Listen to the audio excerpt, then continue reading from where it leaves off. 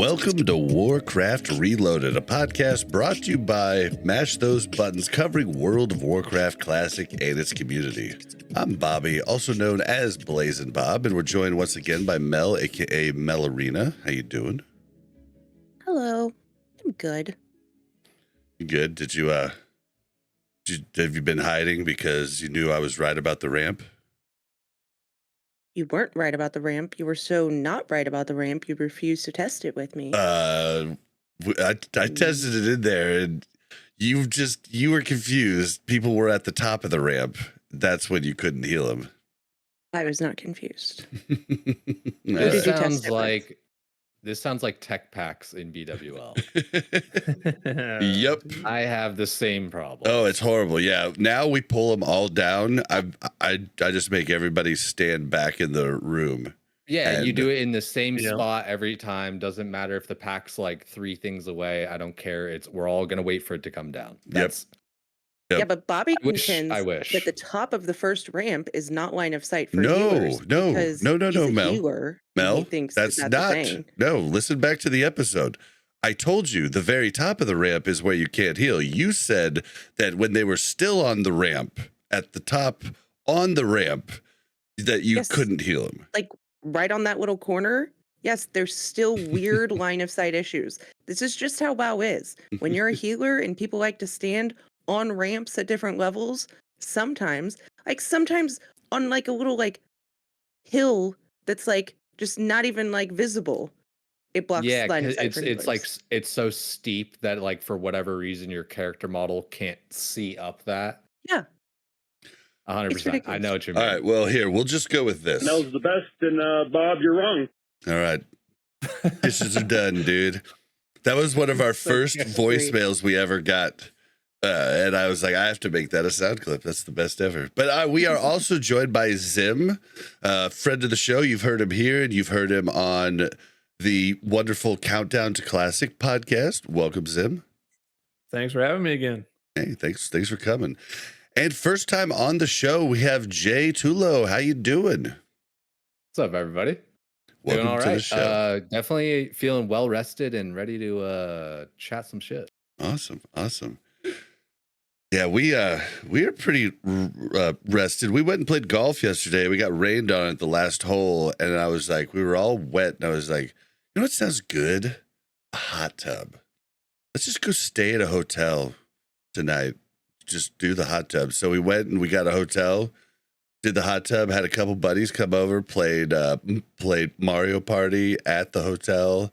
Oh, hell yeah. Yeah, and woke up. New Mario Party. Yeah, the brand new one that just came out. Dude, so we had a good Mario time. Party can end some friendships, man. 100%. I still remember with my buddies where it would be like them two versus me, basically. And then like one of them kind of throws so you can get like the extra star bonus at the end. And it's like, dude, fuck you. Oh, yeah. I still remember that shit. The first game we played, I think I had all the stars. Like nobody else had any stars. I think I had like 4 at the end of the game and nobody else had any. I kept stealing stars and I was just getting really lucky. It was glorious. She destroyed us on the first one. Who won the second one? Was it me? I think it was me. Yeah. I don't remember. It doesn't Because matter. I got up and did my little Mario dance. Yeah, Hell it's yeah. very good that look like? sportsman-like there. Oh man, yeah, but we had a good time. And then we just woke up, went to the hot tub again, got breakfast, went to the hot tub after that. Just lots of hot tub. Really like the hot tub. Yeah. Yeah, no I kidding. feel that it's the time of the year now. For me, it was definitely what's it called? Just because the time went back or whatever, get the extra hours sleep. Mm-hmm. Daylight savings. But there was one little quib in our plan. When we got there that night, we went to the Overland Park Convention Center hotel because it's super nice and it's got a great hot tub, great facilities, and when we got there was like literally 1,000 12-year-old girls. And we found out that it was a soccer tournament in town and everybody was staying at that hotel. And so the hot tub was great for about 45 minutes when we were first there. And then all of a sudden, there were 13, 12-year-old girls in the hot tub splashing. And yeah, we were like, all right, well, it's time to go. Yeah, it'd be no for me, adult dog. swims over. Yeah. Yeah. That was the only bad part. But all in all, it was a real good time. So we're glad we did it. All right, guys, just heads up. This is how the show's going to go. First off, I'd like to thank our tank patrons in Croxford, Turtle Whale, and Braxton. I'd like to mention that we stream this show live on twitch.tv/BlizzCon. That's BLAZZINBOB. What else? Oh, if you need to find any of our stuff, links, anything, it's warcraftreloaded.com. If you want to call in and leave a voicemail, you can do so by calling 816-866-1066 or go to speakpipe.com/warcraftreloaded. Also, I asked some help from you guys. If you could just take a little bit of time, I started a new Chiefs podcast. We're starting to grow. I would love to have follows all over the place. Spotify, iTunes, TikTok, YouTube. You can find all of our links at buckandbob.com, BUKNBOB.com. Help us out, help us grow a little bit more. It's just started getting traction recently, so help us keep the ball rolling.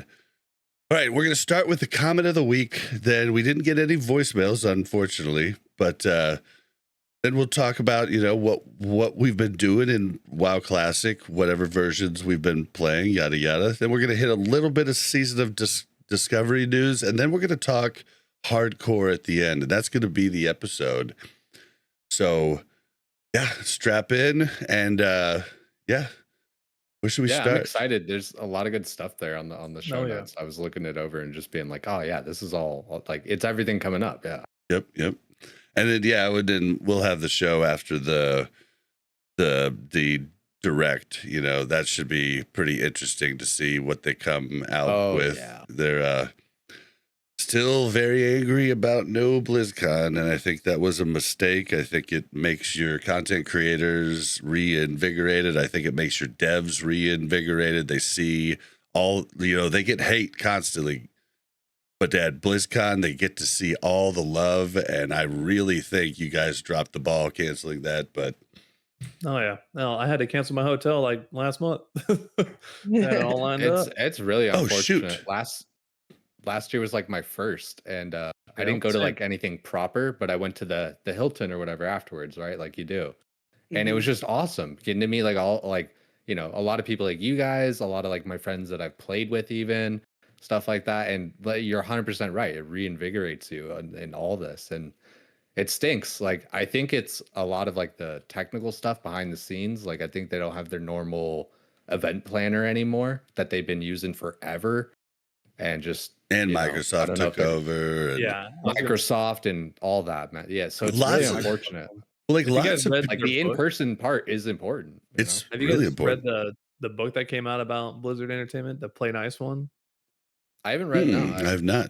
I listened to that audiobook the entire way through, and it explains a lot of what's it called? I need a new book. I'm gonna get it right after the show. What's it called? Play Nice. Play Nice. Okay. Yep, it's on Spotify for free too. So that's how I listened to it, just when I was at work or driving to work. That's tight. I've got like 15 Audible credits, so and it keeps my spot. It has a lot of bells and whistles on Audible at the sleep timer. I don't know if Spotify has that or not, but it goes over the rise, the fall, and the future of Blizzard Entertainment. So it's kind of enlightened me a little bit into the inner workings of Blizzard and now Microsoft Activision Blizzard. So and a lot of people said, "Oh, well, they're not doing it because they don't have cool stuff to announce." But there's always stuff to announce, even if you don't have cool stuff. That's not what made the show so great. It really isn't. I mean, most of the people are walking around talking, and they're catching all the panels on the way home. On the website, they're there and they're just enjoying being around all these nerds that love what they love. And that's what I think they're missing. And I really think, we saw WoW Classic devs on cloud 9 last year, and yeah. that got them excited, and yeah, it was just a bummer. But it's okay. Hopefully, it'll come back. But for now, Mel, do you want to read our comment of the week? I mean, sure. I mean, you always read it, so you always act like you're surprised. You don't ever prepare me for this. I'm not on consistently enough to say always. It's from Sandro Barberi, 4229. I don't know what happened in SOD, but Phase 5 feels so soulless. And you can feel that the devs are putting the bare minimum amount of effort into the game. I don't know why I should heavily invest into the game when the devs treat SOD as a side project. I even doubt at this point we will get any new extra content. I mean, we are for that news. We are getting some new content. I mean, it is like all the gear and everything. All of that stuff's new. I mean, it is, and we're getting a new mechanic in AQ, which I do not believe. So we've gotten reused mechanics from SOM, but the mechanic that they're putting in AQ, and we'll talk about it in the news, but I don't believe it's the same mechanic from SOM. It seems different. So I think that's brand new. I think it's because they're trying to try out different mechanics and things. We've been doing stuff differently in each of the raids. So, but I don't know. It does feel like there's less effort, but I mean, there's a lot less people playing. It doesn't have the hype that it did. Almost all the content creators have stopped messing with it completely. Most of them stopped in Phase 2, maybe early Phase 3, and have no intent on going back. And I don't know. They also have to deal with Cataclysm. They also have to deal with Hardcore. They have to there's a lot that the classic crews try to take on. And I feel like they've stretched themselves too thin, and I feel like they've stretched the player base too thin. I think it was, I don't know. I understand the fact that they wanted something for everybody and that you could jump between different versions of the game. And I just don't think that's a reality with WoW, right? Like, if I quit playing Kata, I'm not going to play SOD for 3 months and then be like, oh, maybe I'll jump back into Kata. Just, I guess, with the type of player I am, I would feel so far behind at that point that I would be like, well, I'll just wait for whatever's next. Hardcore, I do think, is something you can jump in and out of. I don't think that is something that is so time sensitive. Like, I could jump in and level a character on a lull and get him to 10 and then jump back in 3 months later. And I think that that's fine. But the different versions of the game, so they had SOD come out, they had Kata come out, and they had the War Within come out, right? And it was just, it split everybody up. It split the devs up. It split, the player base up. And once somebody was kind of done with one of them, they didn't jump to another one usually. Yeah, it's the nature of MMOs, right? Like Ziimm and I were talking about this before we kind of were going live and everything, is that MMOs naturally, you want to have your character progression, you want to have something that's lasting, you want to feel like you're moving up and stuff. And like you said, when you fall behind and everything, it's kind of just now I'm too far behind, and it's this is too much to do. There's kind of perspective. You can look at it wow, there's so much for me to do, or it's Yep. Oh fuck, there's so much for me to do. Well, that's going from playing classic era or whatever straight to retail. It's sensory overload with how different it is. Oh yeah, dude. I tried that shit, and my thing I always say is that I was like a caveman being unfrozen out of an ice cube. I was like, this dude busted out a teeter totter and stuff, and I'm losing my mind, just hysterically laughing. What the fuck is this? Dude, retail is like a Japanese mall. I mean, there's just crap everywhere, and you look at the stuff on the wall and you're like, what am I looking at? There's just, it's sensory overload is literally what it is. It really is. I will say, going from season to discovery, I feel like it's all part of some master plan scheme, whatever, to make classic as close to retail or an easier jump to it. So when Season of Discovery Phase 5 starts, the player base starts dipping off, that you can easily transition over to retail, or at least a little easier. And they've done it to a few people I thought would never be retail players. Jordy, Ardako. Yeah, tons of people. I mean, they got Crix for a short time, but then Crix was like, I'm done with WoW completely. And now he's Ashes of Creation Man, Yep. But yeah, it did work on some people. Which isn't a bad thing if they like it, right? It's not a bad thing, Yeah. I mean, I jumped over to retail and I leveled my Death Knight and I was like, okay, this is a little fun to play, but I can't tell anyone that.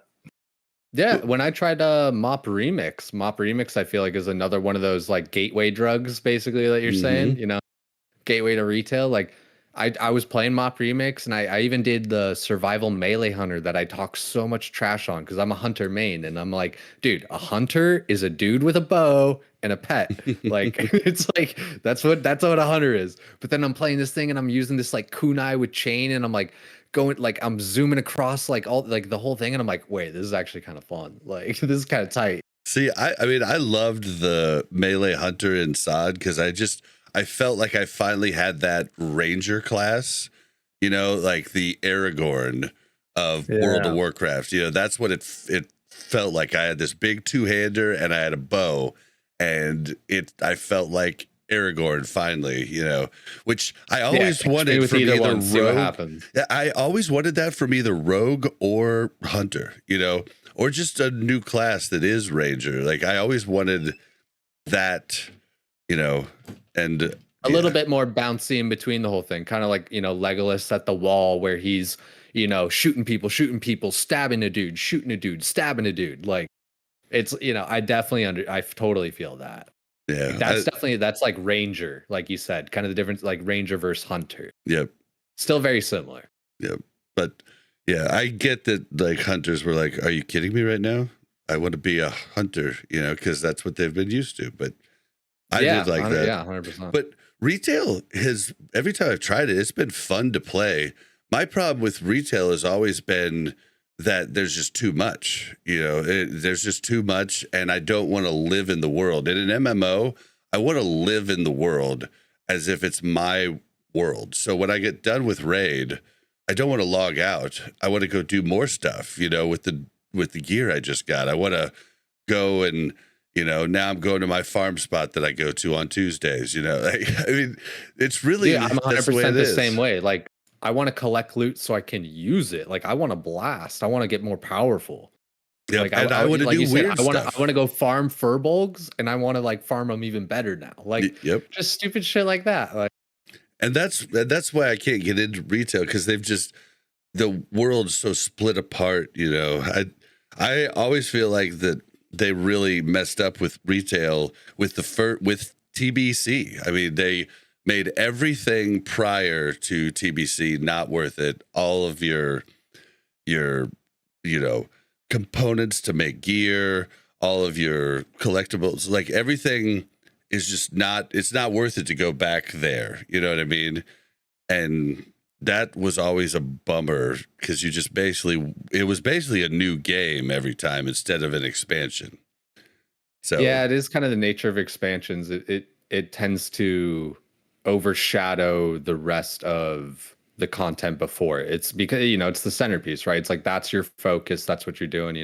Like you said, it's like, why am I going to farm like mithril when I should be farming adamantium or something? But like I think TBC was kind of all right, but like I do agree, the further you go on and the more and more it's just kind of like gets away from just kind of the world and everything like that. I honestly thought I thought Wrath and TBC were great. Each one of them took more and more away from the old world. And then when Kata came in, basically their art style rework just kind of lost me at that point. Like that was really a big point. Yeah. It's a little smooth and cartoony. It changed to too much cartoony, because it was cartoony before, but it just got a little too cartoony for me. And then you were just warping everywhere. Like I didn't even know until Cata Classic. So I played Cata, and then I quit when the second raid was about to come out. It was right around the time that the Old Republic came out. But I quit Cata, and then in Cata Classic was the first time that I found out that Oldham was in Tantarus. Or like, Oh yeah, it's just like right there. yeah. Yeah. I didn't know because you just a portal. You just warp there. Yeah. So I've never had to travel to it or anything. So I literally didn't know. And it's just funny because that's kind of they got too much ease of life or stuff. I feel that you lose your place in the world. Like I remember when I tried retail or whatever, like I was saying a little bit there, and I had to go to like, I don't know, like old Dalaran or like some bullshit or whatever. And I'm like taking these portals and blah, blah, blah. And I'm just like, where am I? Like I have no sense of like space here, like, you know? And it's just kind of weird. Like you do kind of just feel like you're the term gets thrown around a lot, but you know, that you're just kind of in a matchmaking kind of thing, right? Yeah. Which is cool. Like I really think that just retail and vanilla, you know, like it's a tale as old as time, but they're just different games, you know? Yeah, it's you know, and similar coats of paint. Yeah, and I'm fine with games like that. I mean, you know, Guild Wars 2 or whatever, that was kind of similar where you're kind of warping around to different things, and it's not like a completely, like, I could be talking out of my ass right now, but from what I've understood, it's not like a complete world that you're traveling everywhere to everything to. But like, it doesn't fit with me. But then I'll play like Sea of Thieves where you're on a server with like a max of like 12 players, or I don't even know what the max is, maybe it's 20, but you know, you might run into people, you might not, you know, it's like, but I like that a lot, you know, but it's, you know, now it's kind of, it depends on the setting of it all. Well, and now it's kind of getting into that point where I'm like, wow, there's too much shit now. Like, you know what I mean? Like I'm kind of getting there with that too. It's almost like there's an end date for me, at least with any game, is what it's kind of seeming like.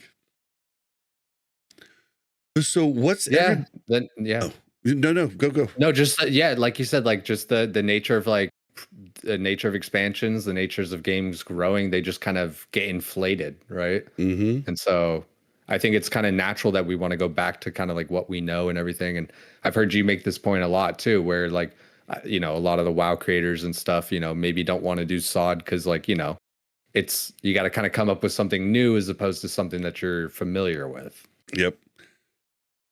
And I don't know that that's what people really want. You know, I enjoyed SOD tremendously because it was game breaking for me because I was kind of like on my way out, and then BlizzCon SOD came out and I was like, oh, we're back in, baby, you know. And I think it's the idea that it's new but still familiar enough to not be new, right? Yeah. Like I think that's the turnoff to a lot of people, is that it's so close to what I already know, but it's also so different. And so that's kind of like retail. It's like you go in and you're like, have this familiarity with it. So you have this idea of what it should be. And then it's not anything like that. And you're just like, nah, never mind. Like if anybody went into retail that had never played WoW before, they would have a much different opinion of retail. I don't know if they'd like it or not. I'm just saying like it would be a new fresh eyes on it. Like us going into it is not fresh eyes. It's kind of like when you bite into a chocolate chip cookie, but then you figure out it's oatmeal raisin. Yeah, that's It's just like you were expecting that one hits thing, and it's home. like, you know, it's like it's not that, you know, like because I could fuck with an oatmeal raisin, but it's like I got to be if I'm expecting chocolate chip cookie and I get it's like, you know, Yeah. disappointment. Yep. Oh, yeah. And then you get retail, which is a oatmeal raisin, chocolate chip, walnut, pecan. It's got all the right like things. sprinkles. It's just too many of them. It's got so many. It's literally like the everything cookie. Oh, God. Yeah. That actually though. That's pretty Hold good. on a second. That could fuck. It's really what it is. I mean, it's a lot of flavors clashing all at one time. It's just, oof. Yeah, it's all the right parts, just too many of them. Yep. Which I could have every once in a while. I just don't want that, to be my main cookie.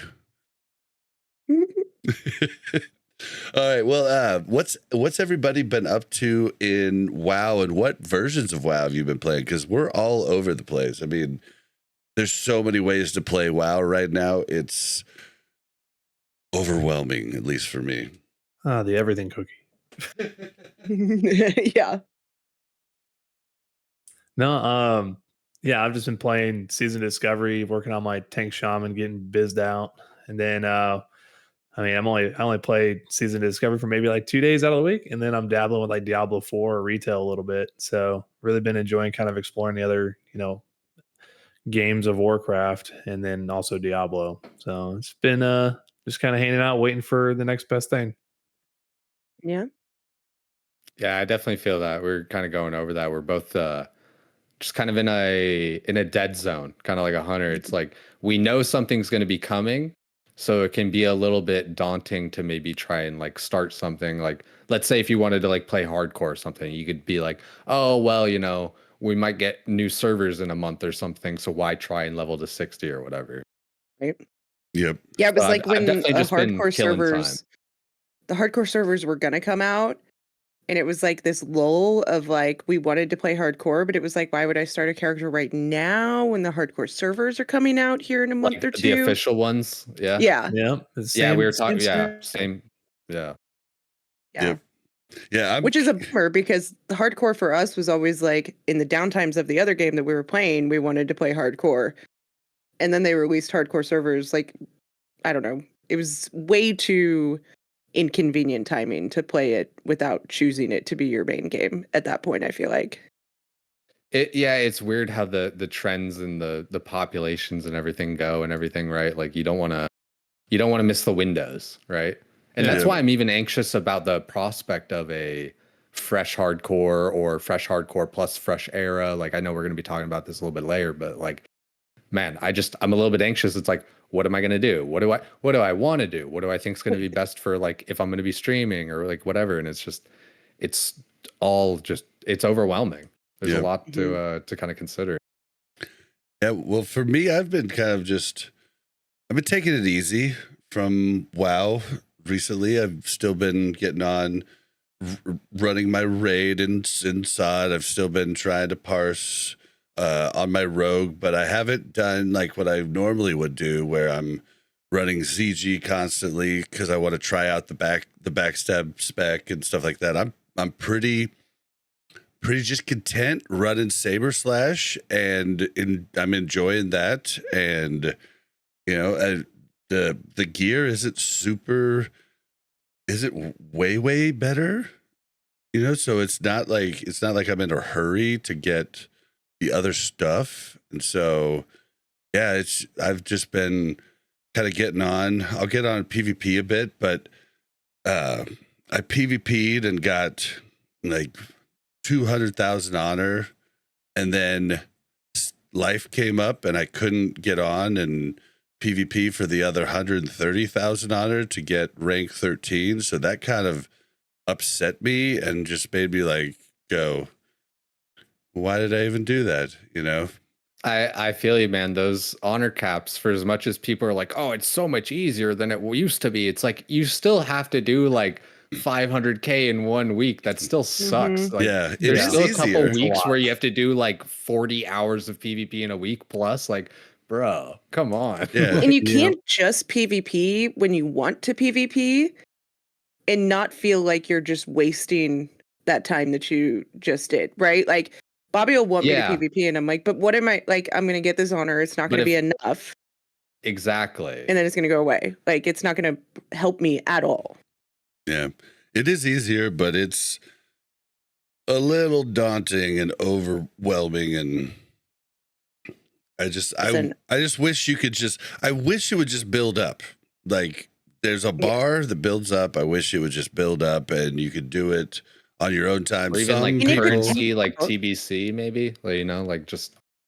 I mean, you could like cap even weekly. Maybe? You could only gain this much honor in a week. Like I'd be fine with that, but don't make it so that if I don't gain this much honor, I don't get anything. Yeah, I kind of like hitting but it does make it so as soon as people get rank 14, PvP is going to be dead, you know. So so currency definitely is a better thing for that. You know, they'd have to figure out something, you know, seasons or something to keep everybody excited after rank 14. But I do enjoy hitting another rank and getting to buy a bunch of stuff, right? As opposed to just buying one item for currency. I do enjoy that. I just don't enjoy having to hit. I feel what you mean. Yeah, having to hit the benchmarks is what I don't enjoy, and it puts stress where stress doesn't need to be. Where, you know, and my new friends that came back to the game in SOD, they've lost countless amounts of hours because they didn't even understand how it worked prior. You know, the game, if it's gonna do that, the game needs to have Ranker in there. I mean, Ranker can tell you exactly what's going on, but you shouldn't have to get Ranker to know what's going on. So that's a big problem. It is a really weird system. I bet a lot of people listening right now don't even really know what we're talking about. Basically, it's like if you want to go from rank 7 to rank 8 or just any kind of ranks, doesn't matter the number, you have to get certain thresholds of honor in that same week. And if you don't reach these thresholds, like you basically get like rank 7 and 1/3, rank 7 and 2/3, and then you're rank 8. But if you don't hit those milestones, like let's say you get 7 and 1/4, and it's like, fuck, it's all or nothing. You either get your milestone or you don't. So it's really, really frustrating where, you know, like Mel's saying, you know, you feel like your time's wasted if you're not going to be just going all the way with it. It takes a little bit of the fun out of it. Which is okay. So it's okay in the sense, like, dude, in phase 3, I PvP'd a ton, and I was max PvP rank for that phase in the first couple weeks, and then I continued to PvP for fun after that. But I had everything that I could get, you know, and that was a choice I got to make at that point. And now, but continuing it actually just keeps me stopped. For free. Continuing to PvP for free after you've gotten everything you need is a different story than PvPing for free while you know you're not at a level that you want to be. Exactly. And you know what I mean? Like, you're going to burn yourself out on this casual PvP because you're going to realize that it didn't go to anything. And there's no lost opportunity once you've already at the max rank, and then but when you're not at the max rank, in your mind you got this lost opportunity sort of thing. Like, exactly, it's like, you know, a little bit of Buddha up in here. Like, comparison is the thief of joy. Yeah, you know? I'm in my head with a lot of things. Yeah, even though, you know, if I was max rank 13, I would probably be like, my friends would be like, "Hey, we're PvP," and I'd be like, "Yeah, I'll jump in. I got the best PvP gear I got. I'll jump in. We'll do it. We'll flask up," and I'm getting nothing for it, but I'm okay with it at that point because I have all of the stuff that I need, and I don't have that stress of making me want to have to come PvP the next day. You know, that's. Yeah, I was ranking on Deviate Delight, and it was the same story, like where I got up to rank 10, and then I was realizing that I would have to PvP for 40 hours a week in order to hit my certain ranks and stuff, and I was just maybe even more. No, yeah, maybe even more. That was a thing, like that, and it's and then you're like, oh, okay, I guess I can run sands on top, all this stuff, and I'm like, what am I doing? Hold on a second, what am I doing here? Yeah, I think that's always been a problem. I mean, that's why I quit the old Republic back in the day, because I did the math and realized that for me to have full PvP gear, I would obtain full PvP gear with 2 weeks maybe left in the season. And I was like, F that. I want to be competing at the highest level for a good part of it, you know? So I feel like they should give people the gear and stuff faster. And I honestly think you'll have a lot of people that will then enjoy to play with all the good stuff, you know, but yeah, it's not fun PvPing without gear. You just get clapped over and over. Yeah. And I could be Especially an as a outlier. I cloppy. don't know. But all I know is that I always want to get the best stuff, and then I enjoy it more after that, even though I'm not getting anything for it. But they could make it a lot better, because after you max, they could make it so that you gain a currency, or you can use your marks to, like, the marks are in the game. You could use those to buy consumes. You could use those to buy world buffs. You use those to buy all kinds of things. And then you have a reason to keep doing it, and then you could do that instead of running dungeons, instead of doing other ways of farming gold and stuff. And you know, that's just something I really think that I think all of the MMO games for the last couple decades have really gated the gear too much, and they should have been gating other things. But what do I know? If they took marks and you could trade them in for like reels or something like that, like that'd be pretty awesome. That'd be pretty cool. I think that's a neat concept. Overall, I like the grind. Like if I have a fresh level 51 character, I'm going to Ahn'Qiraj Valley. I don't care. And I'm gonna, sit in the back and try to shoot the hell out of people and, just do a little bit of damage and then get clocked by some rogue that snuck up on me. But I enjoy the grinding portion of it. I think it's entertaining. I dig that. Yeah, I feel what you mean. But yeah, we'll see. We'll see. The Warcraft Direct's going to come out. We'll see where we go with what games we go and yada yada. But we should probably move into time for the news. All right.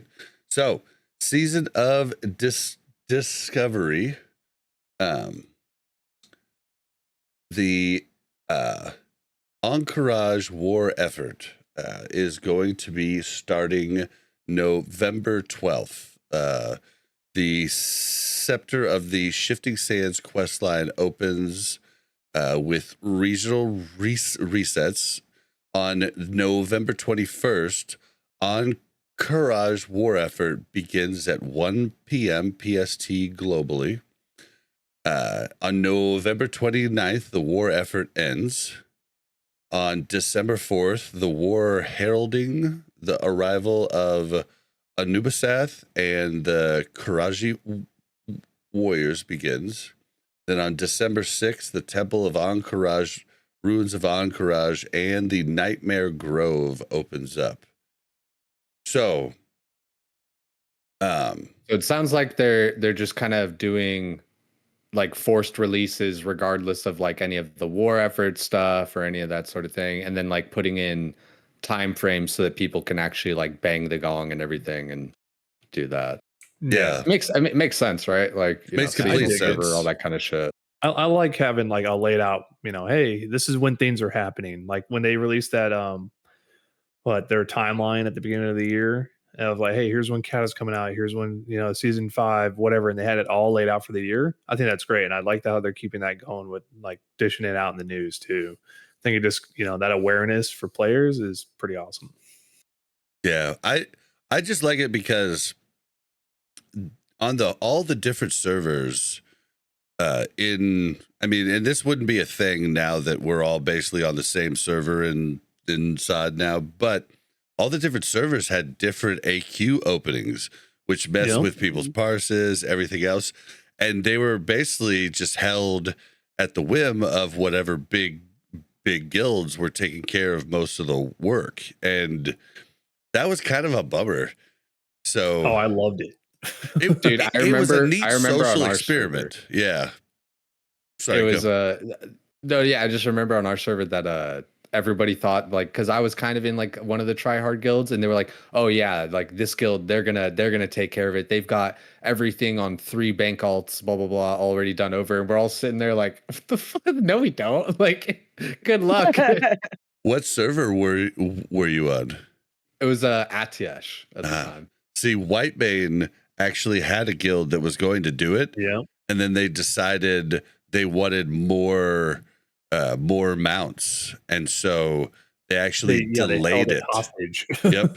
And then a Chinese guild came in and completed it before they wanted to wait another week. That's crazy. Yeah. It was hilarious, dude. I loved every minute of it because I was on White Mane too. Yep. Yeah, it was a awesome. cool social experiment, but I think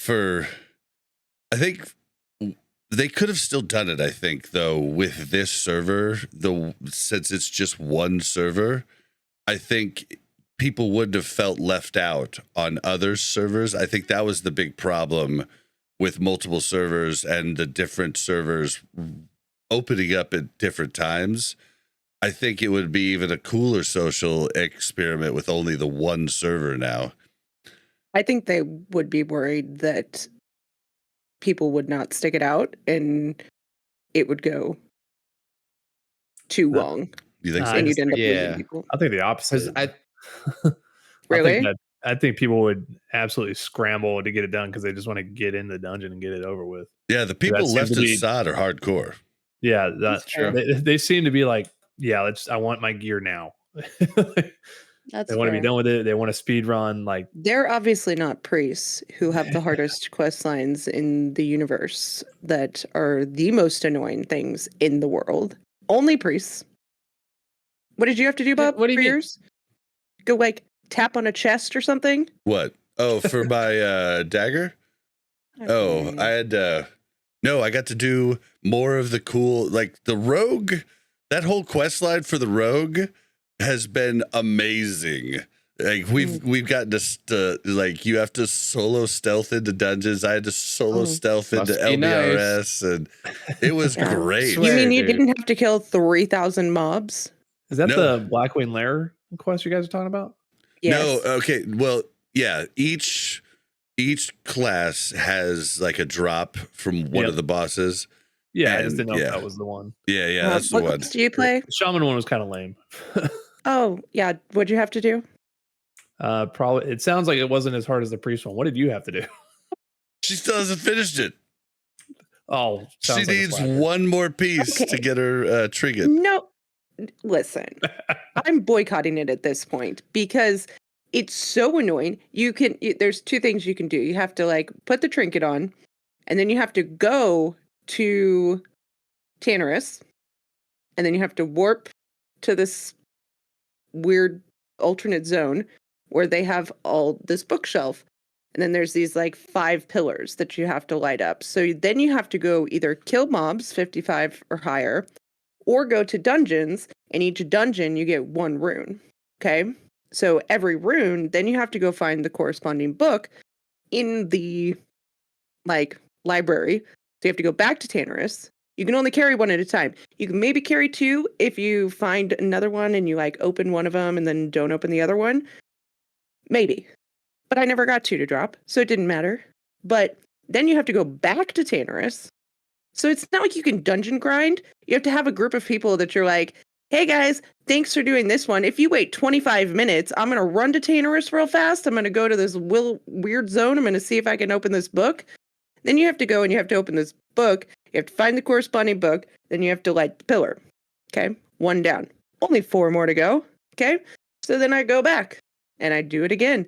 And then if you don't have the rune, apparently, this hasn't happened to me yet, but I am guaranteeing it's going to happen on my 5th one. If you don't have the rune yet, it won't let you open it or clean it. So I have a buddy who had a priest that he had like leveled up quickly and only got the runes that he needed. And he got Shadow like priest. 6 that he could not open. He like, and then he had to just go farm Poor cheese bag. those runes. Wanted to kill And himself. like, oh my God, Yeah. it's Yeah. miserable. It sounds like the I see. Leyline quest, like the rune setup, except on crack. But do you know what? Okay, so our rune quest for our shield thing was also where you had to go to, what was it? The one that has like the undead and the dead side strat. Yep. Yeah. Stratham. Yeah. You had to go to Right on strat. the You had to go a different way than anybody ever goes, so that you could talk to this person who would tell you which bosses that you had to kill. You had to find all the mailbox keys so that you could open the mailboxes so that you had the thing. And to it be was able to- easy to mess up. Like, are you kidding me now? Why Whereas, can't I have a chest Dude. to go loot? I whereas just had to get 50 reels and go talk to the goblin in Blackwing Lair. yeah, and Yeah, see, I and- just don't care. I just don't want to do all this bullshit. my rogue quest was like Dun, dun, dun, dun, dun, dun, dun, dun, dun, dun, dun, dun, dun, Rogue's dun. got the coolest And I was- shit. This whole like, Yeah, Mission man. Impossible, Every running time. through, Dude, phase stealthing by 1, you had a myself. I didn't have to stealthing get in anybody's SFK. help. Yeah, it was great, dude. It Like- was great. Dude, Hunter, that was part of the thing that kind of going back to the comment of the week and everything, like the lack of vision, all that stuff. Like as a Hunter main, I definitely felt that, where I was like, everyone else's runes are like, you know, oh, it's like you got Mission Impossible and Warlock's got like this crazy like interdimensional fucking imp and all this kind of stuff. And meanwhile, it's like, hey, go get this egg off this ledge and then like go pick up 3 bugs. Like sucks for with you, you. Hunter. I'll take the egg and bug quest. See, but that's the thing. I get that. I'm kind of torn because I can understand like getting too convoluted and being like, this is just a pain in the ass. But like, Right? it just felt so uninteresting for me for a lot of it, and that is kind of one of the things Yeah. that did kind of push me away. Was just like, yeah, it just felt like, yeah. Yeah, no, I agree. I want to be more interesting than just like go pick this up at this location or whatnot. But I also want them to be able, like, if they're going to be that crazy, like intricate and that cool. Oh yeah, I think the one you were still need to be explaining able to there, do like, them by yourself, right? Like, yeah. if I could go through this epic quest line by myself and it took me a while, I think I would be more inclined to like enjoy that. You can though. Okay, you can That's if you want to what kill Cheesebag did. 3,000 mobs. That's what Cheesebag did. That's not enjoyable. That was not like a quest line of like, ooh, what's going to be behind the door number 2? No, that was like a grind. That's not of even hell. that interesting, right? Yeah, like because even that, like, you might as well just be like sifting through bags of shit, like you know. Agreed. It's just like, oh yeah, just go grind 5,000 mobs. It'll happen. Like, Yeah. no, I want like, you Eventually. know, like I said, the Warlock's got something interesting. Paladin's got like their whole like big, and you know, they're going through all these places and doing all these things and these like kind of epic fun quest lines. And I just kind of felt left out. Hey I was man, like, shit oh, man, happens. that looks fun. Shit happens, right? That Yeah, guy made 100%. that guy made a lot of money off of bumper stickers. I told you, man, my whole life movie quotes. Oh, man. Well, but it does look like you know, this actually has me kind of thinking about doing the quest to get the mount, because Oh yeah, it's kind of laid it out. Seems way more accessible. Yeah, Oh, less stressful too, maybe. So, Dude, there's gonna be so many of those mounts rolling around. Guarantee it. Yeah. It'll be cool though. I mean, like at the end of the day, I think season discovery is the thing where it's like, because I understand a lot of people are like, man, like everybody has sulfurous, everybody has this, it doesn't make it special. But like, I kind of think it is that kind of, it's I don't still know. I think it's pretty like that special. playground. I think it is, right? And I think it's like, I think it is that kind of playground to get it, right? Like, Yeah, we all want those things, and like how many of us have never gotten those things? I think like it's your like season discovery is like your opportunity to get those, I think. well, and I mean, it's not like everybody has them. I mean, we got 2, like Sure. our raid got two Thunder Furies and 2 hammers, but the other raids, I believe, got the other raids in Swamp got like 1, maybe 2 of those, you know, like, whereas we got 4. So it is still pretty rare. It's not like they're just handing them out like Halloween candy, you know? I think it Yeah, you don't depends on just your buy it RNG. off a vendor. Yeah. Yeah, RNG's a bitch. Yeah, RNG's a bit like I have 1 raid team and we got 1 Thunder Fury and 4 hammers. Like we have my off That's spec. gnarly. Yeah, my off spec has a fucking hand rag. I'm just like, all right, cool. Yeah, well, and the only Padre Joe in chat says that they haven't seen 1 binding. Oh, they've never seen a Baron binding, and they've never seen Eye of Sulphurus. So, Wow. I mean, yeah, and Swamp, each of the raids besides ours were extremely, I mean, Bobka was so upset with us when our second double set of bindings dropped. I mean, we kind of had the blessed run. Both Yeah, bindings dropped in 2 different runs, like back to back. that's crazy. Yeah, one It's pretty gnarly. on heat 1 and then 1 on heat 2, and then we never saw bindings on heat 3. Yeah, the only time we saw bindings was on Heat 3. Yeah. So I mean, it's still fairly rare. I think people just get hung up on. I mean, you know, in 2019 Classic, you weren't getting a Thunder Fury unless you were a main tank that really did a lot of work, or you were a big streamer. You know, that's basically the two ways you were going to get it. You know, and people really didn't even make like Hand of Rag much. I mean, you didn't see those hardly ever. They like, yeah, it's not like it's not PvE bis, so why do it? You know, sort of thing. Yep. So, 2019, 2020 was definitely a weird animal. Like I even got pulled into the whole parse culture and stuff. Like I came in as a serpent stinging hunter noob into, you know, some try hard fucking raid logging, you know. it happens to everybody. Like It's weird. I came in, I remember we got up and I was like, all right, because I came back just wanting to just get to level 40, nostalgia, you know, whatever. And then all of a sudden I figured out, oh, I want to relive this whole thing. And then we go and I'm excited because I'm warrior and I want to start PvPing. Found out that wasn't really financially an option unless I buy gold. So I didn't really get to PvP much as the warrior in 2019 because I could respec Thursday night and then have to respec back Tuesday during the day at 50 gold here, 50 gold to go back, you know, and I just didn't have that kind of cash with all the stuff I had to buy, edge masters, everything else.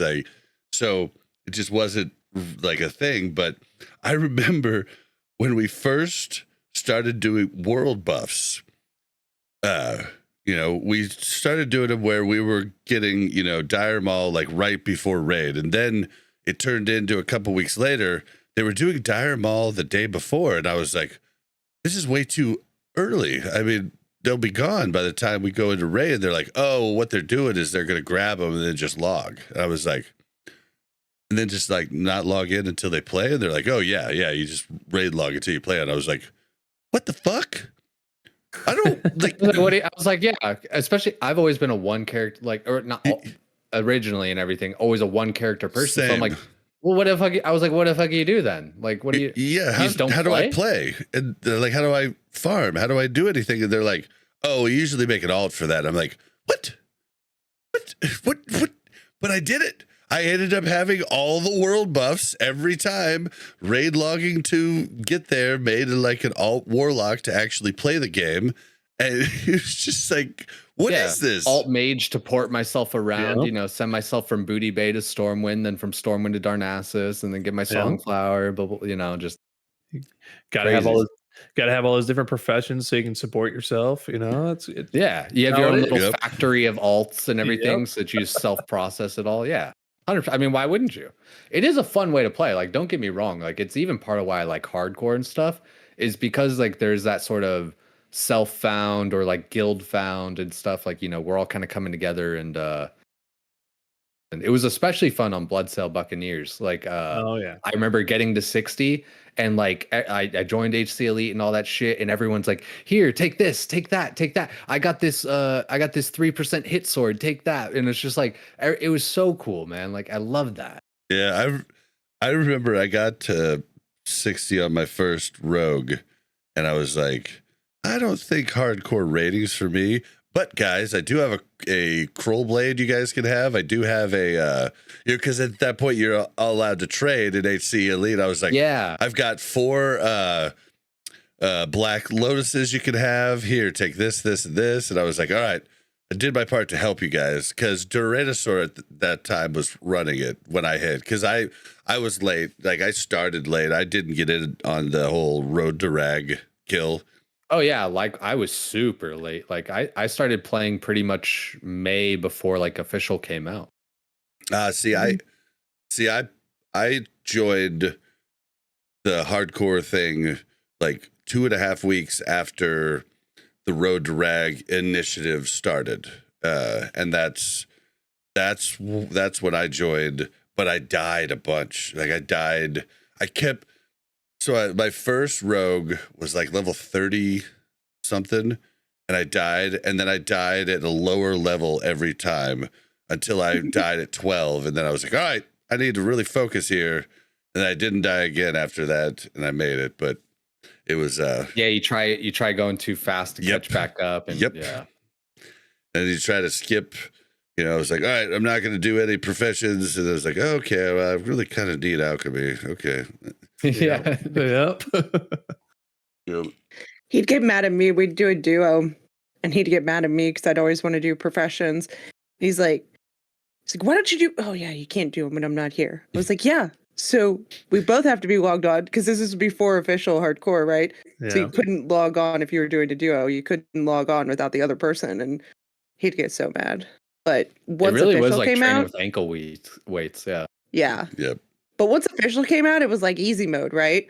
Because like you could be logged on, you just couldn't be in a different spot than your duo partner for. I don't even know if that was the thing, but No, it's not even a thing. Yeah, I mean, everybody dropped the whole most of the you're rules. right. It was just like you were solo. Like it was just you couldn't die. It didn't But matter if you were with a group or not. We 'Cause Bob completed died our duo though. 4 times. Bob died 4 times, and when then had the to level back up official to came out. catch me. Yeah, when the official, and that's that level 58 warrior. She has a level 58 priest sitting right there on official hardcore too. Uh-huh. Yep. So That's gnarly. But my level 58 priest never died. nope. Mine died. I was trying to get in on the KT kill, and then I realized, although every time though I did save you. I was hamstringing everything. You were getting away because of my blood sacrifice. So there was that.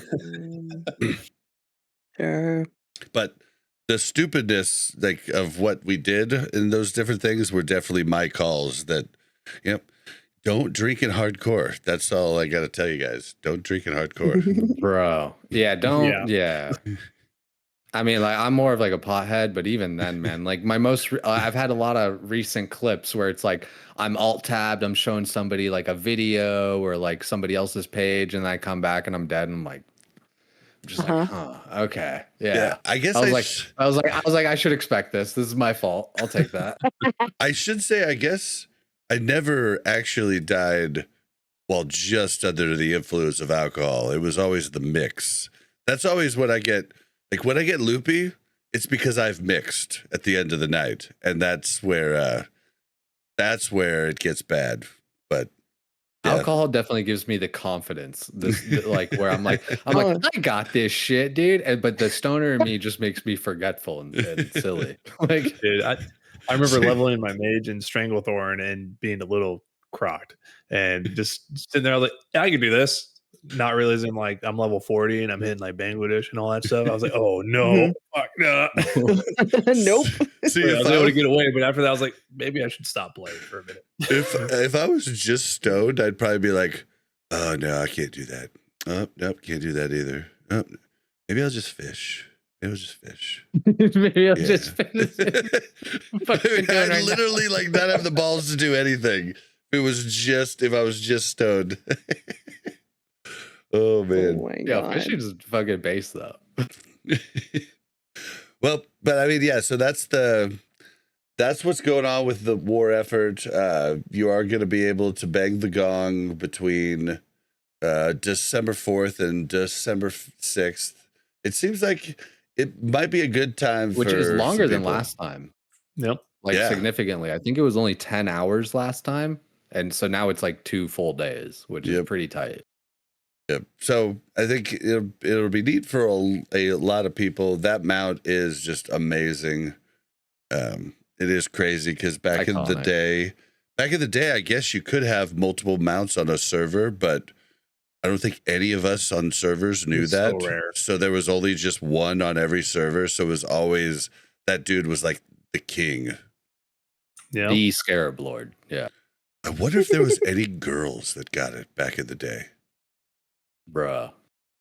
God, how cool would that Honestly, I could see it. Some probably didn't know they were girls or whatever. I'd probably didn't know they were girls, but I'm sure they did.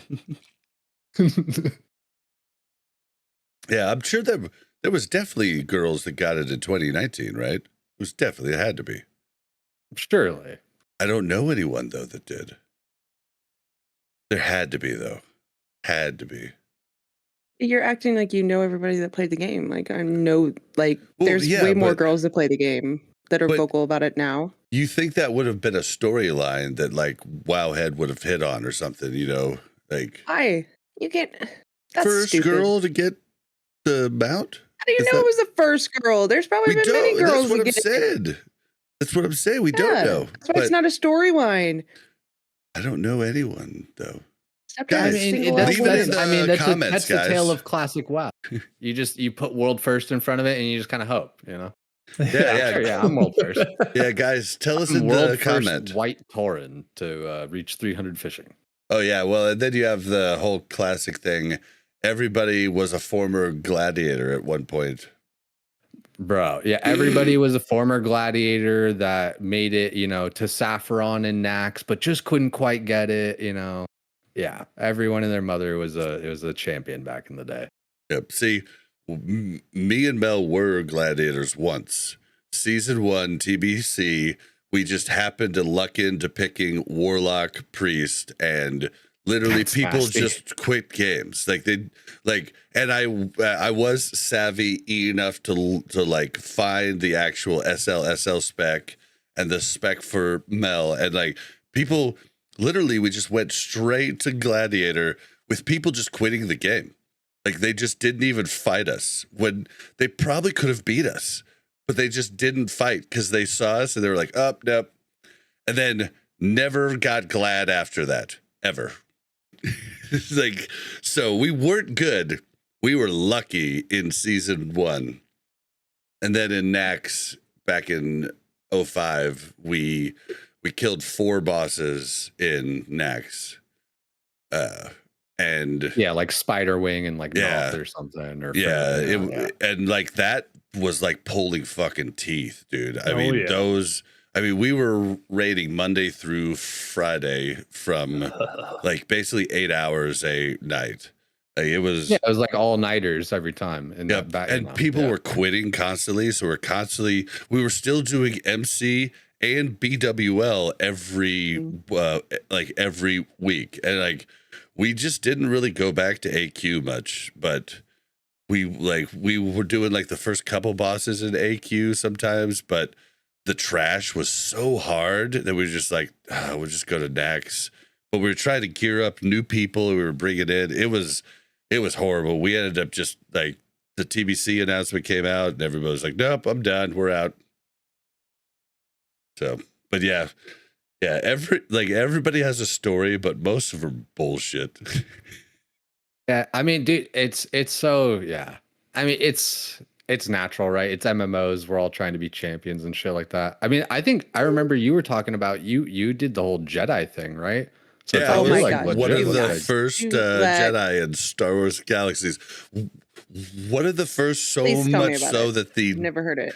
the dev, like I don't know which like how first I was, but the devs did contact me. Like I did talk to the devs, so that's how close it was. Like it's one of my best accomplishments ever, You man. can believe that. That's so gnarly. Yeah, it's No, but for real though. Like I love that kind of shit, man.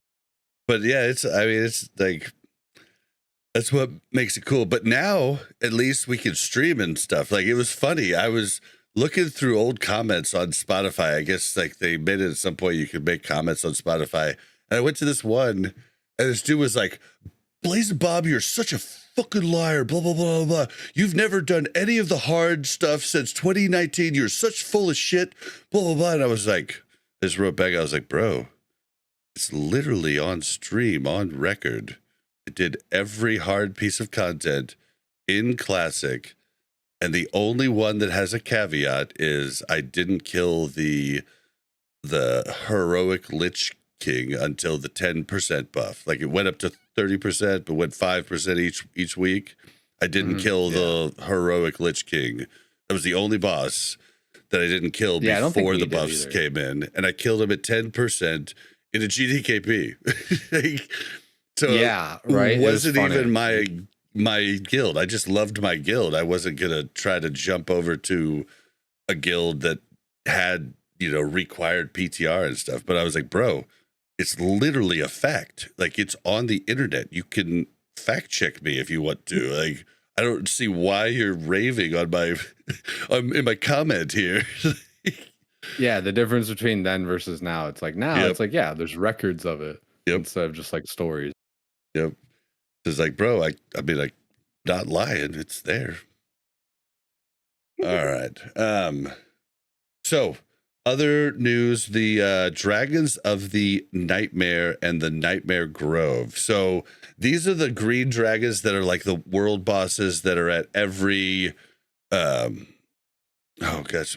I mean, now you could call them the what's the name of the dailies? The incursion portals. Yeah. So every incursion portal, you know, there's 4 of them, has one dragon. These were world bosses that showed up at different times that the best guilds on the server would basically just own, and there was no chance of you ever getting them, right? But now they're changing it to the whole sod thing where they're going to be instanced, and you can go to any portal and start at that dragon, and then it'll take you to the other 3 in some sort of sequence. And it's just like a 4-boss little mini dungeon that's going to reset twice a week on the Monday, Friday reset schedule. So that's kind of cool. I've never even killed these. They didn't do that already. They did this with Kazakh and what's his nuts? Azergos, right? Yeah. Yep. Where they instanced it. Also did it with, I think, with Thunderin, the guy that you would kill to get I gave like an extra one. Yeah, Thunder Fury. So I think that's kind of neat that you're going to be able to do these. These are ones 100%. I had never killed Kazakh back in the day. And even in 2019, it was even harder. I had killed Azergos, the first kill on Burning Legion. I was involved in that. Lost the roll on the dagger for my mage. But yeah, I had only, like, as far as world bosses go, I had only ever killed Azergos, and that was on, like, in the original game, like 2005. Like, I had 2019, I remember asking my guild leader, Harskar, hey, are we going to do the world bosses? He was like, bro, you old boomer. There's no possible way we're going to do that. I was like, oh, okay. Yeah. Like I was in one of those guilds that was kind of like locking that shit down, and like we had people like, that's part of why like they thought, you know, other people thought we were going to like just finish the AQ war effort. Cause you know, like we had that stuff on lock. We had people like literally sitting there on like alt accounts and stuff, like waiting for it to spawn, summon us all there, do a world tour, kill Kazakh, plus all the dragons and stuff. And then like nobody else could get anything. You know, and it's like, and you know, I definitely, I don't know. At that time, I was kind of like, yeah, fuck them, because like I was a dick. But like looking back, it's kind of like, yeah, I mean, that kind of sucks for everybody else that didn't get to do it. I mean, I experienced this on Deviate Delight where we were gonna go do the boss and stuff, and like nobody had any idea like what he was gonna do. I'm like, oh, he's gonna do these bolts. We gotta like, you know, taunt back and forth and blah blah blah, you know. And I only even had like a cursory knowledge of it because like I was always a hunter and just ignored mechanics. I know. I kind of feel like these new dragons are, I don't know, like the equivalent to like Ruby Sanctum and Wrath. Like maybe just a little too late. You know, I like how they're pushing out new content, but I feel like it's just another world boss, you know, to kind of keep you tied over until the next thing. Definitely think that AQ is going to overshadow these unless these drop in an incredible amount of loot, you know? They seem like they're more annoying at this point because there's like one person needs something from them. But I do like that they're not so hard. Like you don't have to have all 25 people to go kill this boss, right? Like most of them you can do with 10 or so. Like, so I do like that aspect of it. Yeah, I believe they're going to be the same where you could take 20, but they're made for 10. I think that's what they're going to be.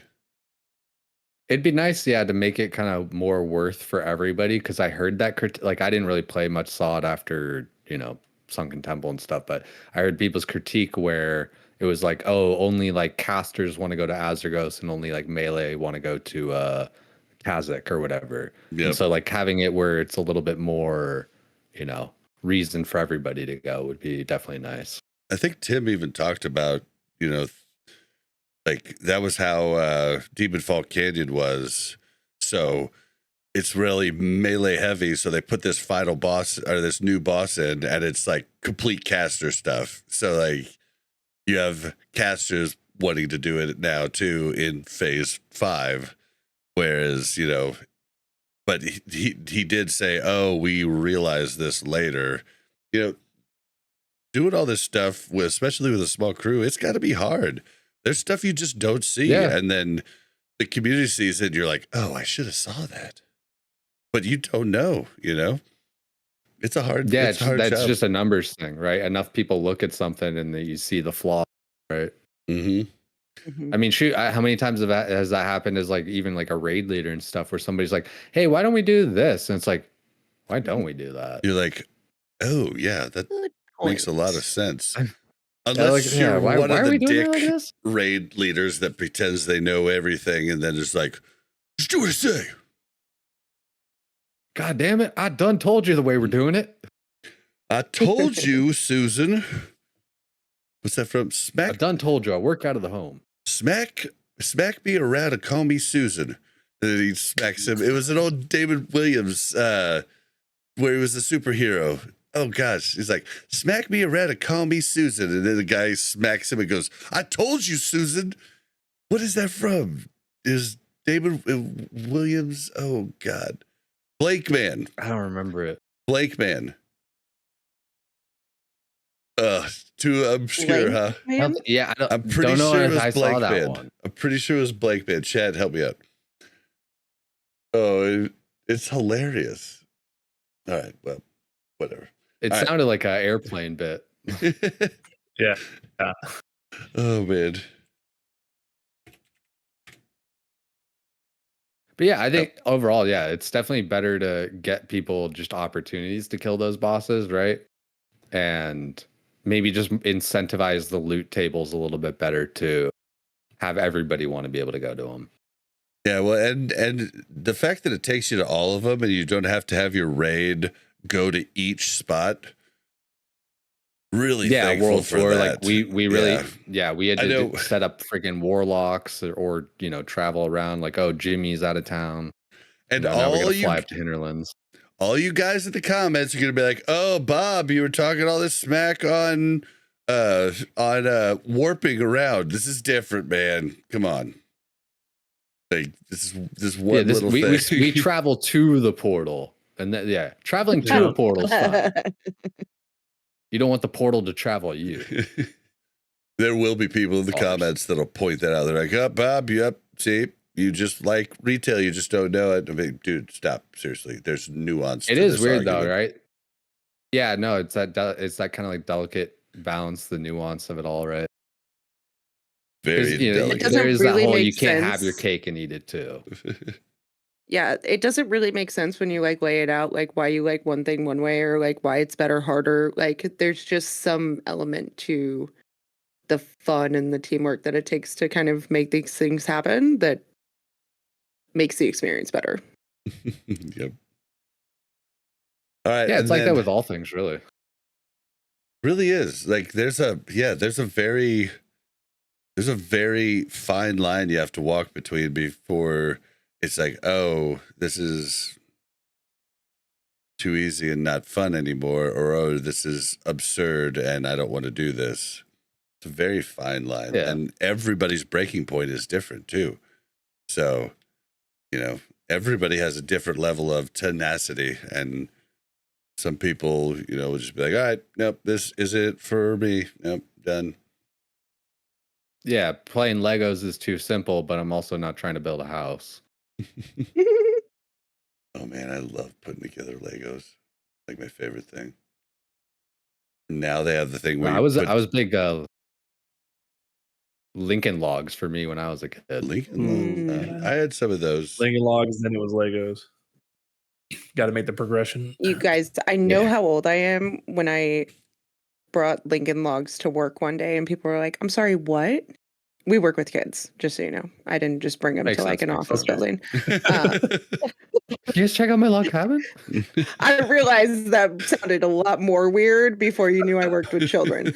But I was like, yeah, like they would teach them how to build with like Lincoln logs, and they were like, what? What is this? And I was like, you build like a log house. I know that sounds weird now that I'm saying it out loud, but it used to be very cool. Okay, so now they know Yeah, what you get Lincoln like logs the are. ones that are flat and everything to like make the roof or like make a floor or Right. something, you know. Yeah. There's Yeah, so much put 'em creativity up in together. there. Listen, they're a lot easier than a lot of the newer technology now, like the Magnetiles and the Tinker Toys and all of that stuff. Like Lincoln Logs are easier. It's a little easier to Yeah, they start just there. lock together and Yeah. yeah, there's They're no not like ton of different ways you can put them together. Like you got a square. You're not building a triangle house here. Like you're going to build a square. as hard as Like, you may try. We've all tried to do it. Oh man. All right. Well, so the last piece of news here is the PTR will go live on November 8th. And it's going to have the new raid difficulty system. Now, I don't believe this is the same difficulty that was in Season of Mastery, because so far, Blackwing Lair and Molten Core were the same changes. Although I will say, Molten Core, the heat level thing was new. That was not in SOM, but the changes in mechanics of the bosses were the same as SOM.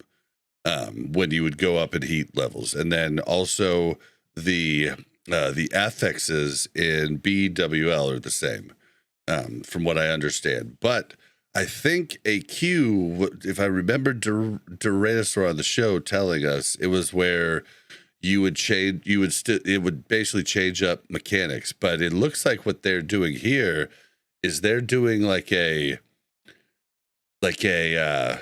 how much you want to wager, bro, type of difficulty system. So like when you kill a boss, Yeah, look confusing as hell. yeah. So from what I understand, and guys, please tell us in the comments, comments or whatever, voicemail if you see this differently. But basically, they're going to make it so when the boss dies, you decide, do I want to take the loot or do I want to pay it forward and gamble it to the next boss?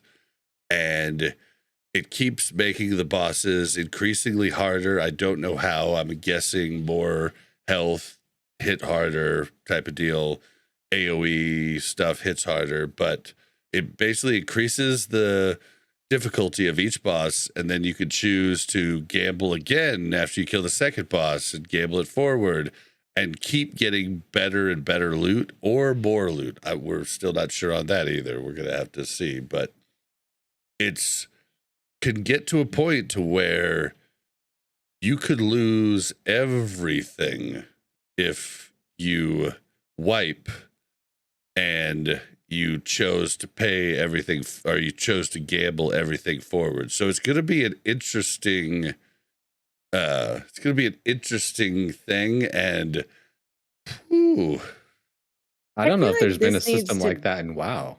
I think it's think cool. there this is. needs to be very specific as to what you're getting yourself into, I feel like, or guilds will get destroyed off of and this. think about Like, you pugs. thought it was bad when people lost their world buffs? Like, losing all your loot, Bruh. you're going to get murdered. Like, real life murdered. Like, people will riot. And it is, like, there's got to be something. Like, you're telling me every raid boss you get to choose this? I think it's neat. I'm a gambler. Let's run it. I mean, I Parlay. like it. I just feel like you need to know, like, I feel like it'll be figured out in the first week of like what exactly it is and what exactly you're going to get and what you're going to do. But if it's like random shit that just happens and you're just like, yeah, let's gamble it all. Getting 25 people also to agree on if you gamble or don't gamble, like that's also going to be so It's much a little, fun. yeah. I feel imagine if you're in a pug and they just don't know. It's, oh yeah, soft res. My item didn't drop. Gamble it. Yeah, right. Oh, or no? yeah. I Should didn't we even think gamble? about that. Yeah, you know what? Well, and It's think like, yeah, about no, this. screw it. Fuck it. Just keep it. Let's let it ride. Think about the stress on raid leaders because they're going to be the ones that ultimately decide. And then, what if you lose everything Ultimately for are everybody? blamed if we lose. Yeah. There's no way you I lose think it's everything. crazy. There's no way you lose everything. Like, what if it's like the could see extra them- pieces you lose? I'm pretty Nah, I could sure. see them No, you scrapping lose. this idea entirely. Honestly, You lose. Yeah, you. From what I understand, you can lose. You're not losing. You lose the loot from the boss. So you're gonna have people being like, dude, No, it dude, says seriously, players no, will I just choose no, to that's my piece. Don't pay it forward. Hold No, on. Hold on. This is not true. It says players will choose to loot the bonus chest for additional rewards or Oh. can opt to Okay. continue to the next boss. All right. That makes Getting a into the little next I- boss Okay, will destroy okay. the bonus chest and allow the raid to try for a new chest with additional items in it after the next Now- boss. Okay, thanks, absolutely Mel. running it.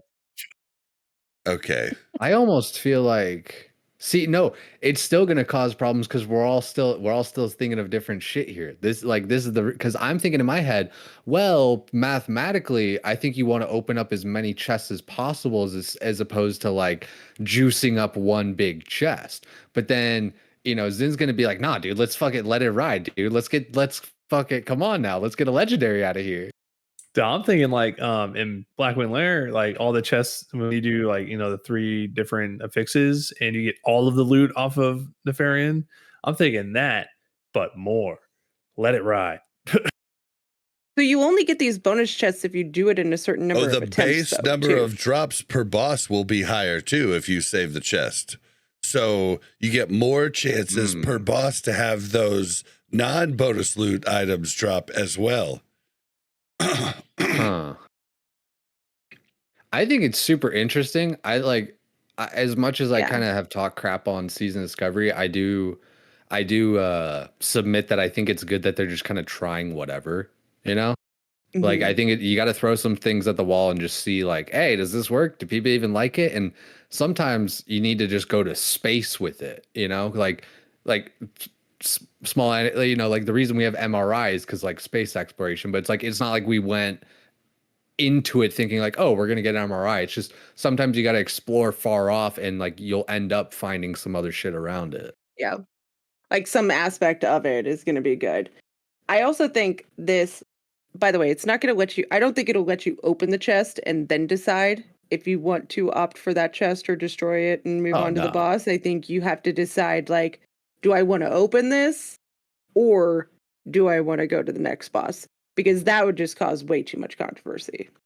Oh yeah. If you open that chest, you got to take it. Yeah, I bet you're it's like muted. a break the seal sort of thing. Yeah, you'll probably do something like where when you click on it, it'll say open chest or pay forward or something. Or pass. Yeah. Or gamble.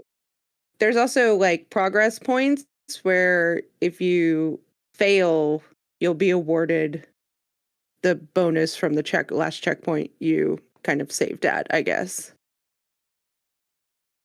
So like This is if going you to be go a the entire lot for raid dungeon, leaders. there's not. Oh, Yeah, that's the one thing where it's like, yeah, it's going to be just complicated for people to understand. Like it's going to take a few weeks for people to really kind of grasp like, oh, like, okay, we do it like this to get this result. And then the raid leaders will do extra research, actually understand it, but then be unable to properly convey it to the raiders. And the raiders are going to have their own little internal narrative going, Bob fucked me.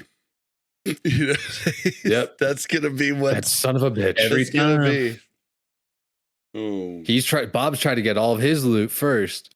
And then I get the scraps out of the things that didn't get gambled or some weird fucking thing. It's all tank prio. Luckily, I feel like I gained the confidence of my raid by not taking Thunder Fury twice when I could have either time. But no, I feel that. Yeah. Dude, I mean, it's hard to get people to listen in raid anyway. Like you said, is like you'll go in there, you'll research all this crap. all that, all the good things. And somebody who's just kind of like waltzing in there after a raid log and is like, but what if we did this? And it's like, listen, buddy, like I'm all for suggestions, but like you're just kind of coming in here like armchair quarterbacking this. Like let me run my play first. Then we can maybe try your play if it doesn't work. Well, and and honestly, those types of things I want, but I do understand now. So I used to, in my old guild, I would have people on that would tell me all kinds of good strategies for things that we're working on in guild. The problem is though, I can't be telling them that when we're in raid night. I need to tell them the strategies prior to raid night. Nobody wants to change up their strategy right during raid night. Like you don't understand how much goes into raid leading until you actually do it. And, the only time I had done it before was in 10-man in Wrath, at the very start in Nax, where it was easy peasy, lemon squeezy, so I didn't understand why they didn't want my strategies until later. And I think that's what happens with a lot of people. They don't understand what they don't know. Leading a raid is extremely stressful. It's a lot. You have a lot of tells coming to you constantly, a lot of Discord messages coming to you constantly. You're trying to sort everything out, but people don't get that, because they just haven't seen it, and that's okay. It's just, there's nothing you can really do about that. They're just not going to get it. But yeah, I get it now. Why telling a new strategy right when we're at the boss isn't a good thing. But I didn't in the beginning. It's like I didn't want to just explain this whole strategy just for you to say like, hey, but what if we? It's like, come on, brother. Yep. Yeah. If you give it to them prior, they could work with it. I mean, yeah, exactly, 100%. Unless you've been wiping on the same boss for a hot minute, then it's like, all right, yeah. Progression's different. yeah. Progression's different. 100%. Yeah. Like if we're not going anywhere, if we're not getting anywhere, sometimes I'm asking them like, yo, what guys, what do we do? Like, any ideas? Same. And I'm like, okay, and I hate the raid leaders that pretend that they know everything. Like, we don't know everything. Like, if you see something that we're not seeing, help us out. Like, I might not, I might want to, like look into it to see if you're right, because there's a lot of things that could be wrong. But having people chime in during progression is pretty awesome. And I mean, you have to give them time to, explain it, but that's different from what I was talking about, where it's like, oh, well, there's this new strategy to do it like this, but if you don't plan that prior, like, guys, if you have your thoughts, send your raid leader your thoughts a couple days before you actually go into raid. It'll help you and them. And I've been there as that raider too, though, where like it's like in the moment sort of thing. It's the boss is in front of me, and all of a sudden I remember. But it's like it's still, don't try and tell him now. Tell him later. Write it down. It's like, oh wait, I need to, this, that, or the other. Yeah, I remember in Wrath when it's human nature. GDKPs were still a huge thing. It's like you remember a strat you did in your GDKP that killed Lich King before your main raid did, and you're just like, oh yeah, that's right. Maybe I should wait. That was literally me in Wrath. That like I was in Pummel's GDKPs, and I was killing all the heroic bosses before my raid was. But then I'd forget to send them the strategy. Like I was like 50-50. I'd send it to him sometimes, but then I'd forget. Like I'd send my raid leader. I'd be like, "Hey, VOD from this time to this time. This is the strat we used." He did love that, but then sometimes I forget, and then we're in the moment, and I'm like, maybe I just not say anything. Yeah, let's just try it like this. Go with this. Yeah, but yeah, it's a fine line. But this is going to be interesting. This whole raid difficulty change. I'm actually pretty interested. I'm excited to see just what comes of it. Yeah, but I know there's going to be when loot is lost, I am not looking forward to shouldering that as my fault. Because ultimately, the raid leaders, it's going to be your fault, period. That's just the way it is. If you're leading something. Like Mel said, like you thought losing your raid buffs was bad. Like now you're going to be losing your loot. All right, well, let's move into...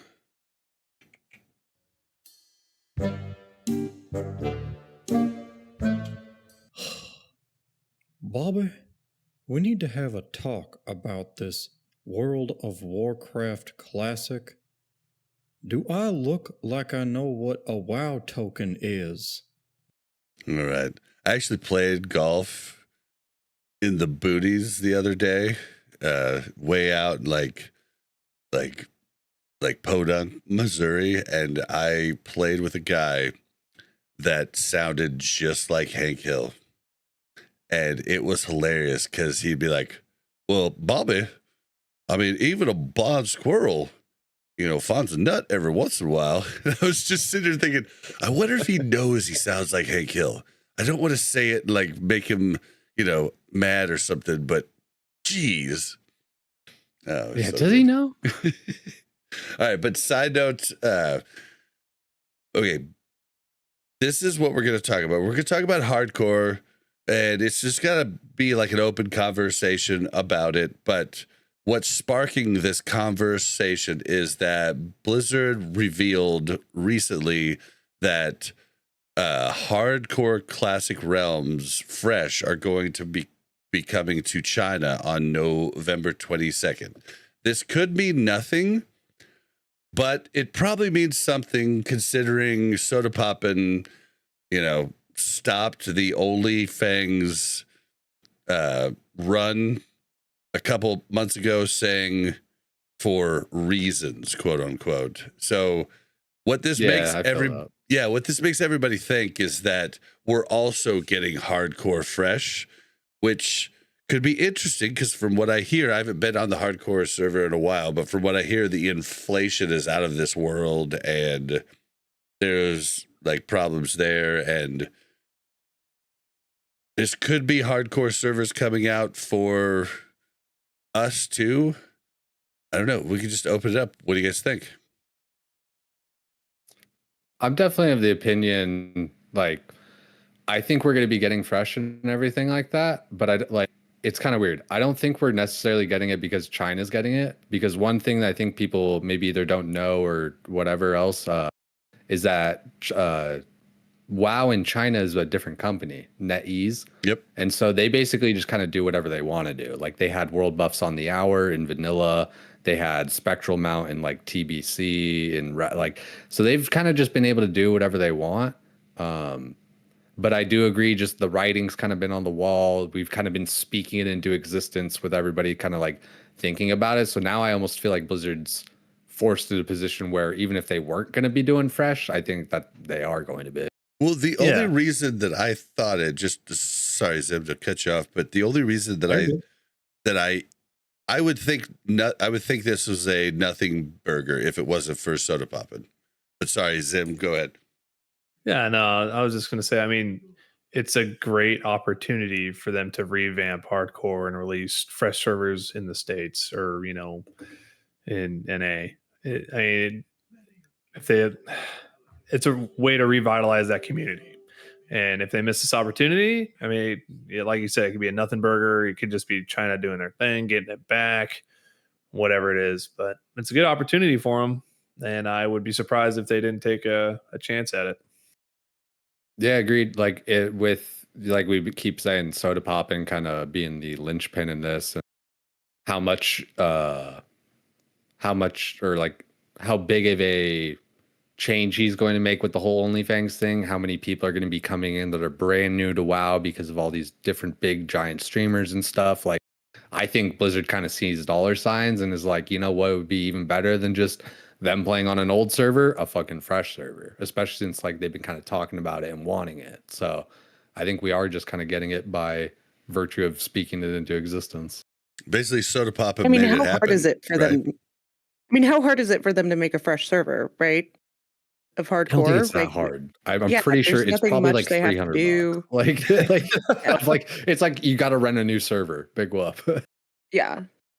Yeah, because like for anybody at home that may not understand like the way the servers work now, they're Blizzard moved from well, I guess trying to think. They moved whenever the Overwatch League moved off of Twitch, they moved to YouTube. They basically moved all their server farms too. And these are servers hosted by either Amazon or Google, and these are basically they are virtual machines. They are virtual servers. It's what almost every server technology has moved to now. You don't have like every company having their own server room now.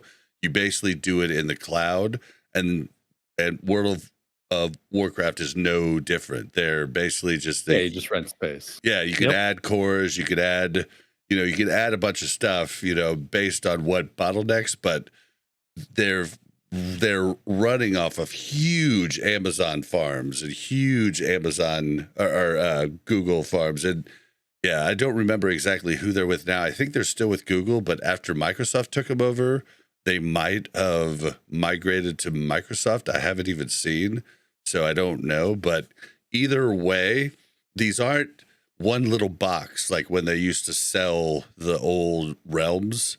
Like those would be one blade server, and that's just not the way it works now. So you could basically spin up a server in a half an hour.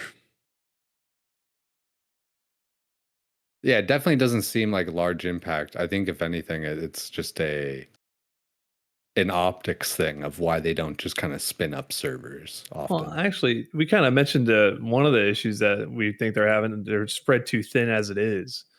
Yeah, So, yeah. If they were to, open another fresh server on whatever version of WoW they want, that's people, that's time, that's money. True.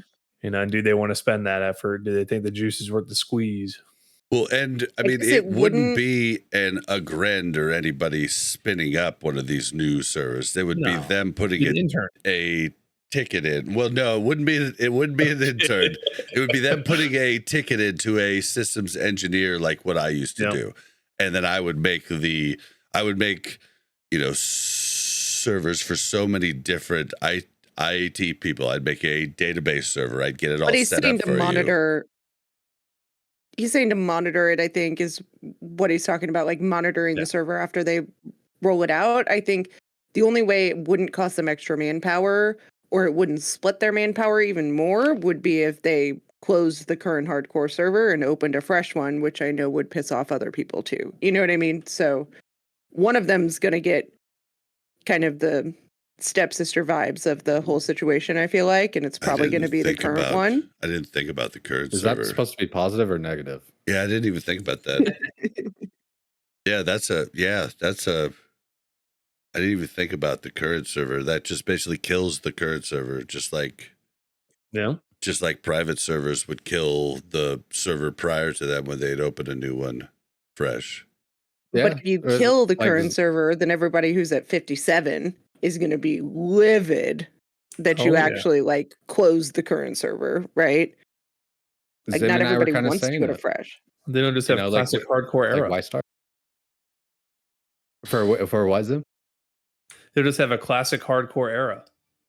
Shit, yeah, just like a graveyard to go to.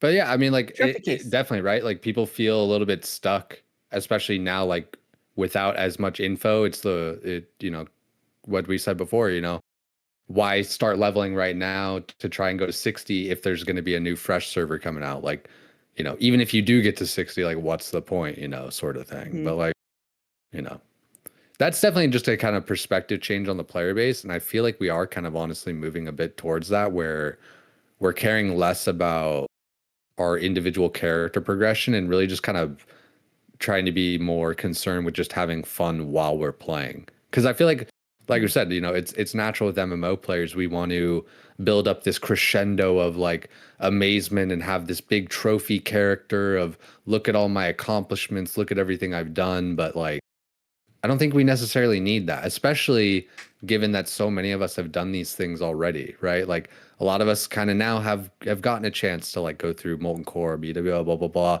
other expansions, do all these raids that we hadn't really got to do before and, get our accolades. I think what we actually need as a classic player base, and I could be just crazy, but I think we need a armory. Not a armory in the sense of what it was prior, where you can see people's gear, see their achievements, blah, blah, blah. Just an achievement armory spanning across everything. I mean, like retail, hardcore, classic, SOD, everything, where it just basically gives you certificates where it just shows the things that you did in each of those different versions of the game. And it's a website where you can be like, bro, check out my stuff, bro. Right? That's what we need. I honestly think like that would. So I think that would have made SOD more popular because people would be like, oh, look, I got, because I've heard so many people Hammer dances in the chat. He's talked about it in multiple videos, how seasonal server probably turned a lot of people off because they're not going to keep their stuff. But what if you kept the accolades that you did in SOD in a battle chest on the Warcraft site where you could see, oh, he did get this. He did get, Hand of Rag. He did get Thunder Fury. He did get this. That would be cool for everybody across all of the different games, I think. Yeah, my buddy Creve, the guy that works on the add-on, all the things, like the collector add-on. Yeah. He actually tipped me off. He was like, hey, everything, in SOD for some reason has the transmog mark on it or whatever. Cause like there's a little bit of code that basically says like can be transmogged. And he was like, for whatever reason, all this stuff has that tag now. So I don't know, maybe retail collections later on or something. Like I think that might actually kind of be their solution. Like, hey, this is how you get to keep your shit. Like you get to transmog it in retail. Well, and I mean, if you just combine it all and let something, you like see, you said, something. Yeah, let you see your different accolades. I mean, I think that could really influence people to be like, okay, well, I'll go do this here. I could be like, yeah, well, I didn't get it. I didn't get the Ahn'Qiraj mount here, but I did get it inside. Right? It's just something that gives you. Yeah. Because like naturally, we're MMO players. We want to have that outward show of our achievements and everything. Like, right? Like it's a big piece of armor. It's a big titles, all that kind of shit. Like Knight Lieutenant Jaytullo. Like, oh wow, he's only semi badass. I mean, I think it could definitely be a thing. But one thing that worries me big time about these possible new hardcore servers coming out is, so right now, this last week was the first time that SOD has more raiders than Cataclysm. Really? Yep. That's pretty gnarly. Check it out. Ironforge.pro. Check it out. Did SOD go up or did Cataclysm go down? Cataclysm went down. SOD stayed. That's what I was saying. SOD stayed steady now for weeks and weeks and weeks. Like the people that are in SOD are in SOD. Yeah, I think SOD is definitely like you were saying. I remember now.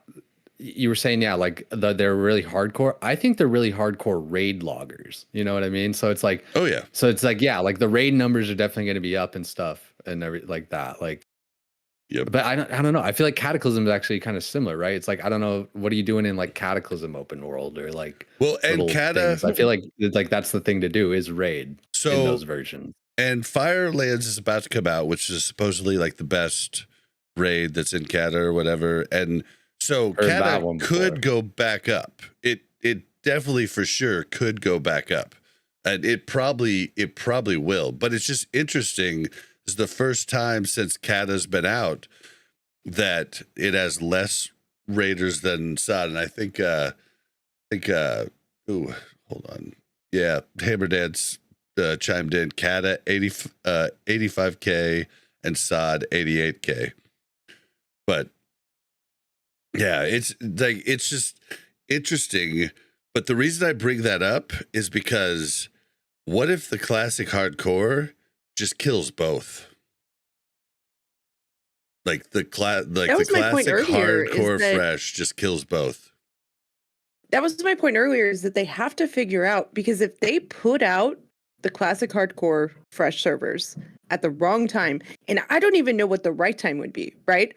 I don't know if the right time would be like when there's a lull to let people like do that and then come back, or if they would come back, or like at the same time as you launch something else, because then you have this mix of like people that are going to go do that and then people that are going to stick with the game.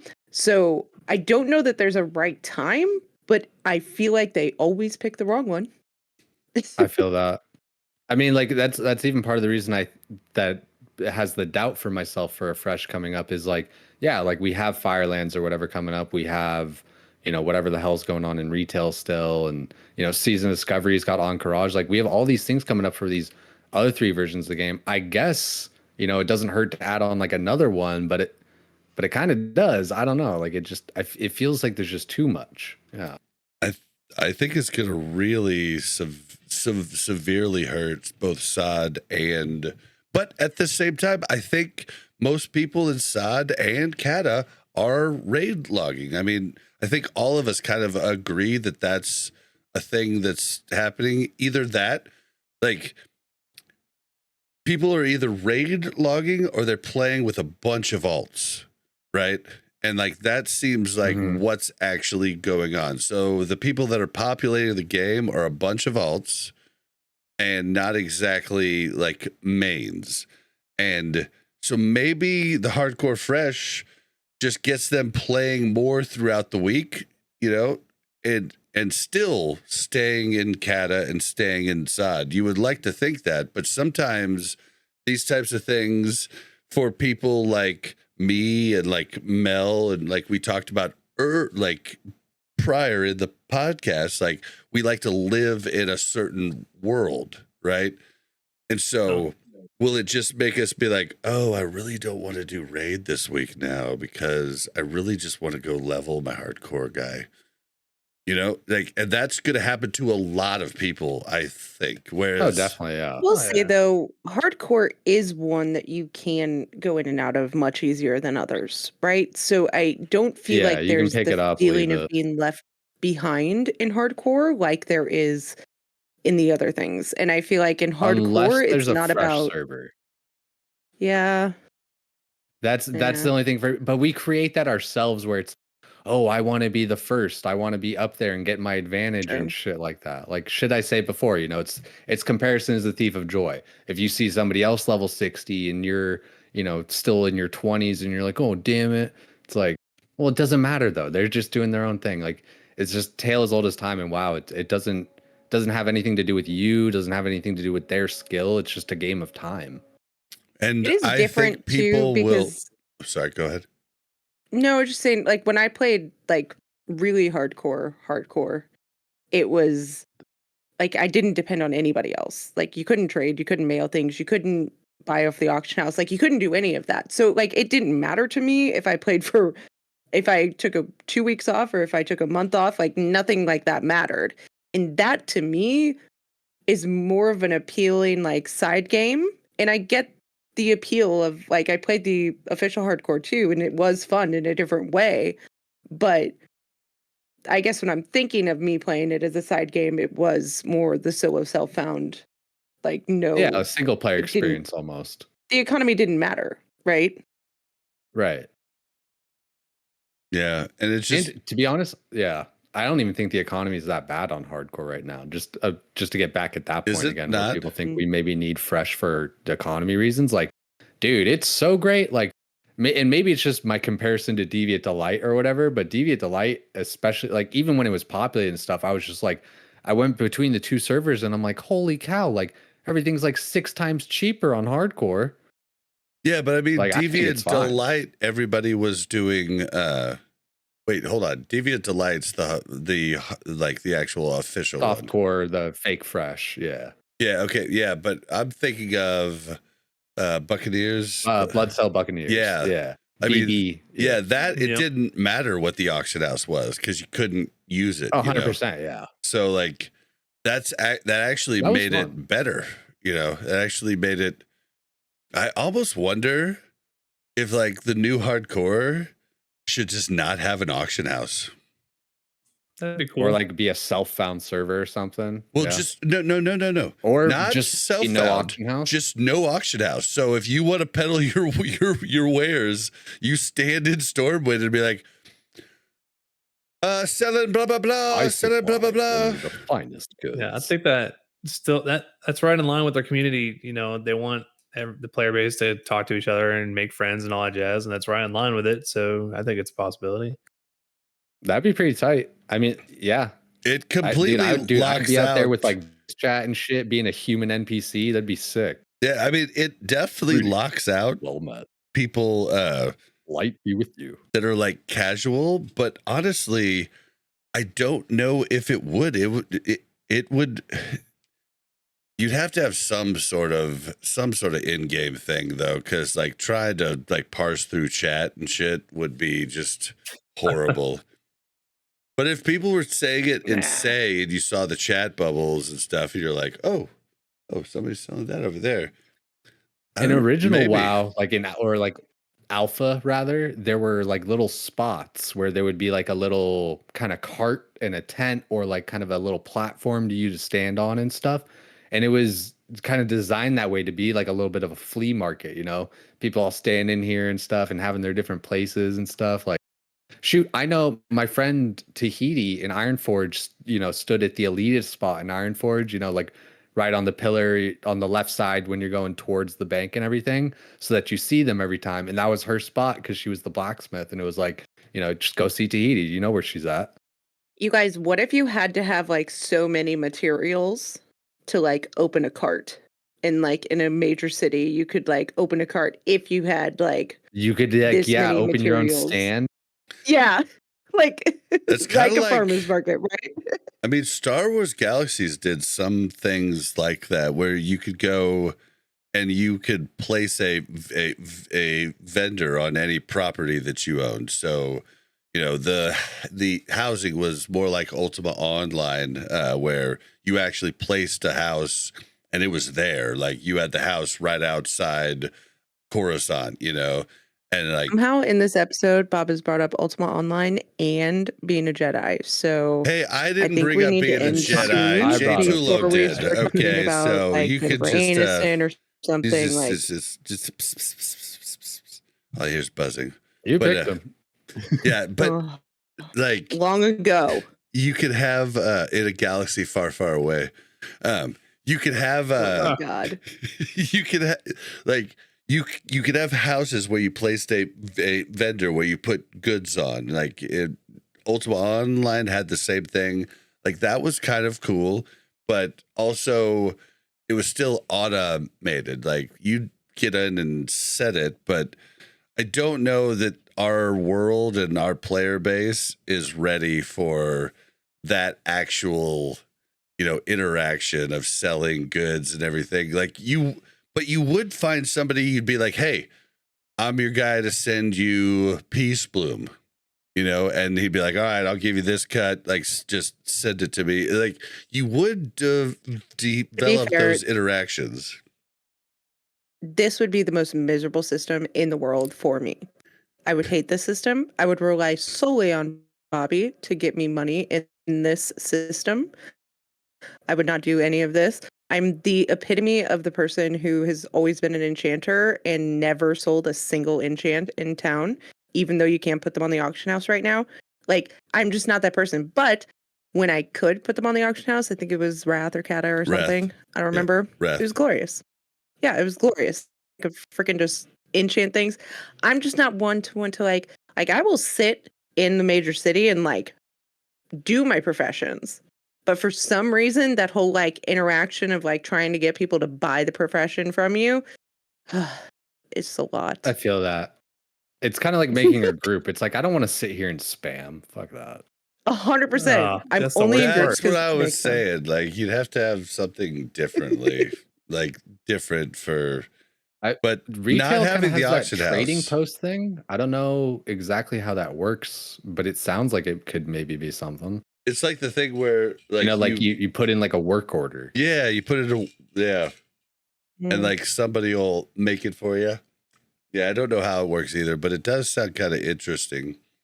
I don't know. I really fear the hardcore stuff coming out, and I'm so anxious. I don't think they have any real plans for Classic Plus. Everybody seems to I think that those they're are gonna faded. say I think those are I think pretty that's kind of faded been now. shelved. Yeah.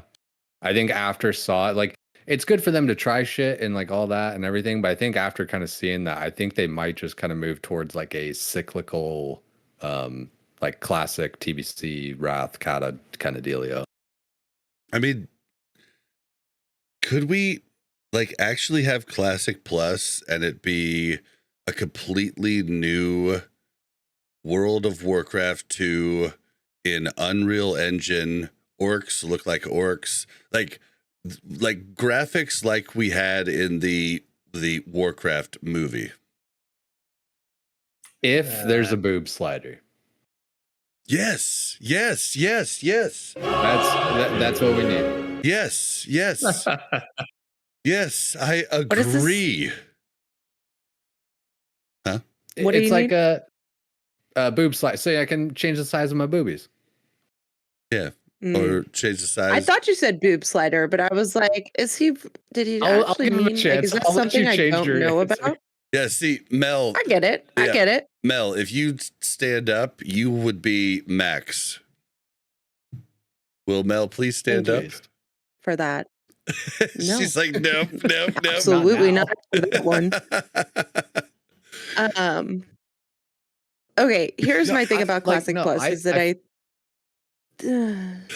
go ahead.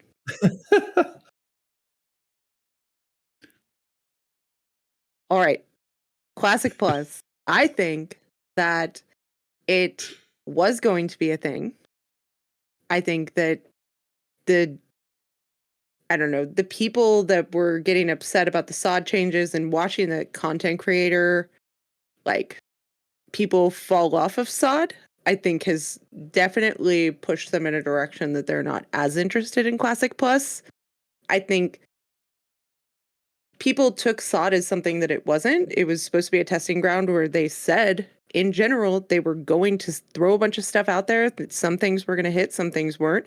But I think if you polled 100 people, you would get 68 different answers as to what people wanted with a Classic Plus. And I think that that is the problem as to why a Classic Plus wouldn't necessarily work out, because the Classic community is so hell-bent on their idea of what a Yeah. Classic Plus should be. We want 25 They warriors in wouldn't every 40-man even- raid. No. It's not Classic Plus if it's 25 warriors. I don't know what you're talking about. But what I'm saying is they But I wouldn't want all even the try classes to work. it. Yeah, they wouldn't even try it. A lot of people wouldn't even try it if it didn't go with their vision, right? So like them putting out a Classic Plus and thinking that people would be like, oh, this isn't what I wanted, but I'm going to go ahead and try it. They've learned is not a thing. People don't do that in the Classic community. They are so set on that their opinion is the right opinion. I think they need to veer off and not make a Classic Plus. I think they need to make a different WoW too. game. It's literally just what it's just what I said. Like Hammer Dance in chat points out, Classic Plus at this point would just be SOD 2, right? So Yep. Kinda, yeah. yeah, so like why not take what you've learned and actually make a new game that would grab retail, classic players, all of us, and people who have quit long ago to come back in. And I mean, you could even start it out. I've talked about this many times, like an Elder Scrolls type of game. That's WoW would be amazing. Can you imagine like Skyrim WoW? Like that would be amazing. So Okay, you know why what's not funny, just though? try something new here?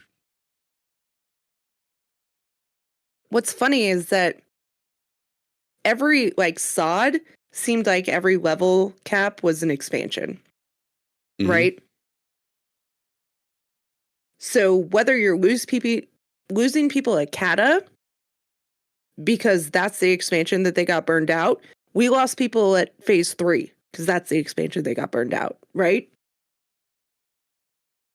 Yeah, it's a good point. I didn't really think about it like that. So like Interesting. people are getting burned out after expansions because they've spent so much time in a raid trying to figure it out. They move on. Like, I don't know. Well, It's and it got interesting to more, think that. yeah, and it got more complicated. I mean, we talk about my buddy Buck, who does the new podcast with me, buckandbob.com, BUKNBOB.com. Check it out. Like we talk about, he did great through P3.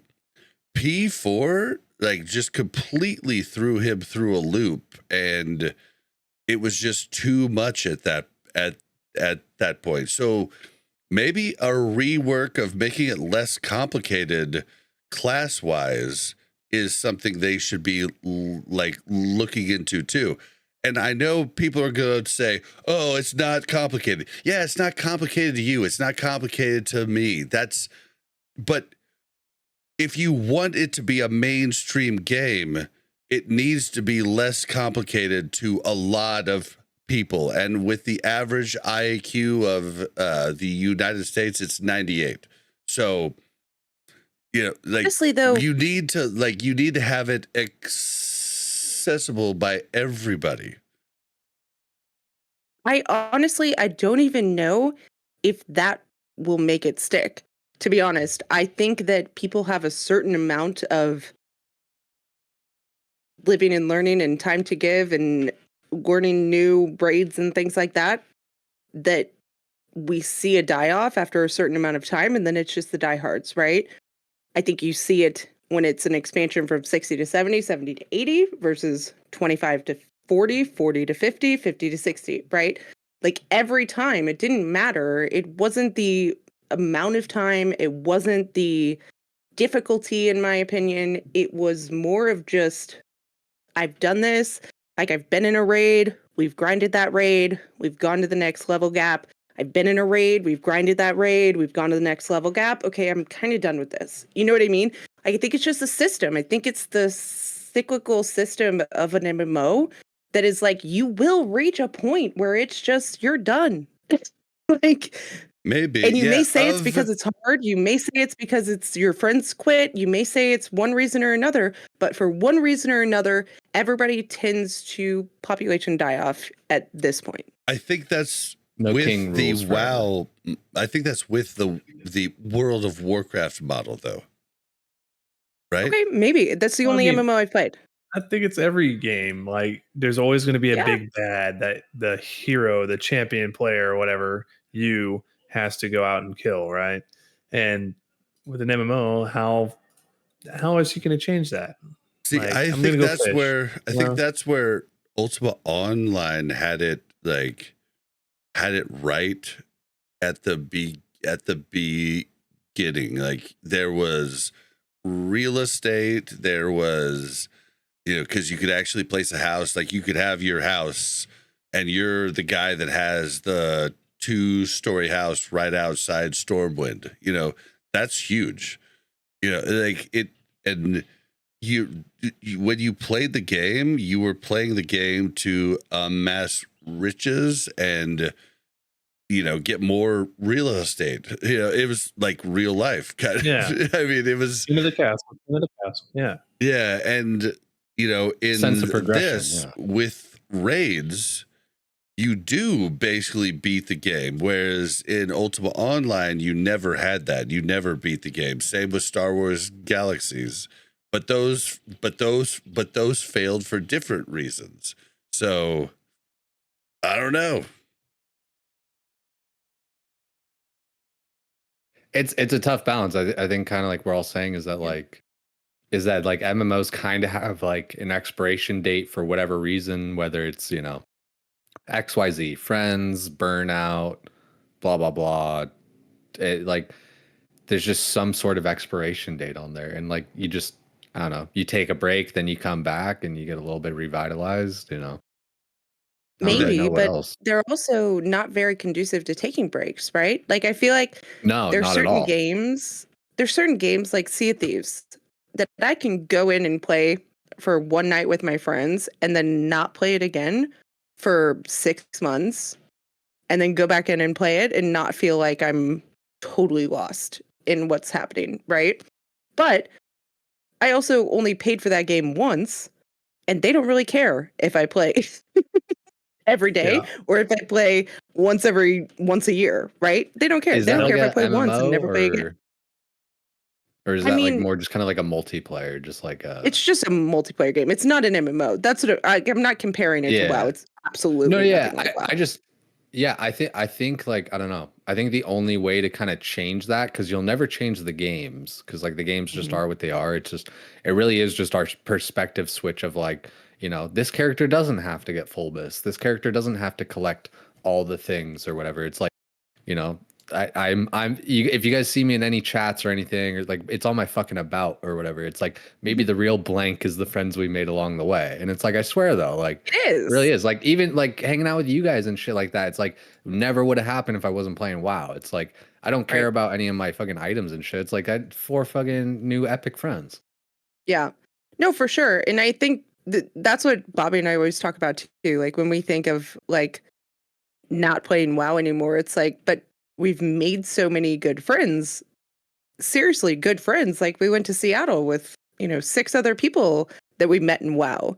And Yeah, like Sarth, only Black Smoke, freaking Jordy, and like they're real friends now that we just made through the game. Yeah, right. It's always funny like making that transition to like we're friends, we're friendly, we're actually real friends. That's weird. That's Right. Yeah. You level it up when you meet in person, I feel like, and then it's weird. Like you go from saying their like gaming name to their real name, and you're like kind of like back and forth on that, It's and then really like you say weird. their real name like when you're gaming, and then you're like that's weird too. Like, but See, that's why I like people like me and Jordy. Like Jordy's Jordan, I'm BlizzCon or Bobby. It's really weird to call Sarth Tyler. It's just weird. It's just odd. Like you would be Tyler.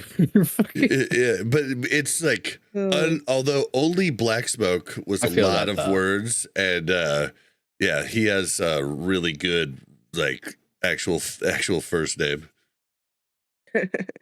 no, Yeah, like I feel that don't too. know. Like J, like Yeah. Yeah. I mean, my name's Melissa. Like I go by Mel. So Yeah, you well, okay. Oh, I didn't say. Yeah. Okay, so only Black Smoke is Parker. And Parker's just a cool name. know. it Mhm. is. It is. Much cooler than only Black Smoke. 3 syllables is a lot to say. Yeah. My real name's Okay. not Ziimm, in case y'all are wondering. Since when? It's And- Clarence, right? No. Oh. But yeah, no, I mean, honestly, I might have quit by now if it wasn't for the fact that I have so many friends in the game and I have people counting on me now as a raid organizer. I say raid leader, but I have a team. Like I am not just Yeah, every just every me. raid Like leader. I have Killdied, who actually runs the raid during the raid. I will chime in, but I am the guy behind the scenes getting everything going. And then he wasn't there last week, so I was raid leading. But then my boy Lubes jumped in and just tried it out. He hadn't done it, and he killed it, And so I have a team, which makes my life a lot easier, and it makes all of our lives easier, and it just is better. So, yeah. So whenever I say I'm a raid leader, I'm just meaning I'm making the raid happen. Just one of them. But I am helped by a huge team that, I couldn't do this on my own. I would have quit, definitely. But yeah. Yeah, 100%. I mean, there's definitely been a lot of people- times where I'm thinking about WoW, It's all about and I'm people. like, yeah, it's the people that keeps me. It's not the thought of trying to grind Zulian Tiger. It's not the thought of trying to grind this, that, or the other thing. It's the thought of like, yeah, but then I would lose, not like lose, but you know what I mean. It's like I wouldn't be around my friends as much. It doesn't have that same thing. Yeah, and that's what keeps people in. Now we just need to, make the game keep people in also. So it's like double that. Because that's basically, I would argue the people is what's kept WoW a thing for as long as it's been a thing. Because, I mean, I guarantee you there's people in my raid right now that want to quit. But they're not going to, because they're like, I'm part of a team and I'm not going to let them down. And all I have to do is raid log 1 day a week, and I could keep helping them. And I think that is It's a real exactly how I thing. feel right now. Yeah. It's exactly how I feel right now in Deviate Delight. Like, it's like I just want to fucking quit. I don't want to show up anymore. The raids are fucking rough. There's like 25 people showing up, but like we're still killing stuff and everything. And I'm just like, I just want to stop. But like, I feel that duty to like my friends and everybody there, it's, they've helped me, I help them, and just all, yeah, it just feel weird to just kind of quit out almost. Yep. You got to do it for the homies. Well, and aren't you the raid leader? Yeah, and that's kind of the other part too. It's like it's a then you just, really like- big I'm not gonna quit thing when you're the raid leader, because you're like, well, I would just screw all these people out of their fun. Yeah, just leave like 40 people without a home. Yeah. So it makes it even harder. And it's the thing. I want to enable fun. Yeah. Yep. I mean, and it is fun. I mean, I just want something more than what we have at the moment. And I don't know. I feel you. I want something to sink my teeth into. And that's part of why I want the fresh. And that's part of why I'm also anxious about it. But it's like, I keep on going back to it. Naturally, we're MMO players. We want to have something that's kind of lasting and like steadfast. That's why a lot of us didn't play the private servers even. It's just because it's like, but what exactly if it gets why wiped, I didn't play. Yep, exactly why I didn't play. Yeah. Whereas I also think but there's the you fresh could people. say that you want, but you can say you want just like you want a challenge, or you can say you don't want a challenge. You just want to be able to roll through it with your friends. But they've given us both, and people have complained about both. Like when it's not hard enough, people are pissed off that they're in this, and like it's like, okay, how long do I have to do this stupid raid that's just a breeze through, right? And then it's when it's too hard, it's like, okay, well, nobody can do this. Why? Like you're losing people because it's too hard. And I think honestly, it's just the progression of an MMO. I don't think it has to do with the difficulty. I don't think it has to do with anything. I think it has to do with life, and people need time, and they take a break and they don't come back, because when you take a month off of WoW, you don't come back. You come back and you're like, And if you come back, you're kind of like hesitant, and it's not as fun. And you lose a lot of you lose your guild spot, you lose your raid spot at least. You may not lose your guild, but you lose your raid spot because the raid needs to happen every single week. And so you just inevitably people will die off. There's only so long. And I think the reason SOD and Classic went so long with people, with the population staying high, is because you only had to raid once a week. Like, I think if you have to raid 2 or 3 times a week, you die off quicker than that. And I think the difficulty thing is complete bullshit. I think the vast majority of the population does not want difficult raids. I have found enjoyment in both. And what I've found is that I honestly enjoy the easier stuff, not because I can't do the harder stuff. I do enjoy the harder stuff, but I oftentimes have to hang out with people that I don't really like. I mean, I don't really like them, and I think they're kind of like assholes, and I don't really want to be around them.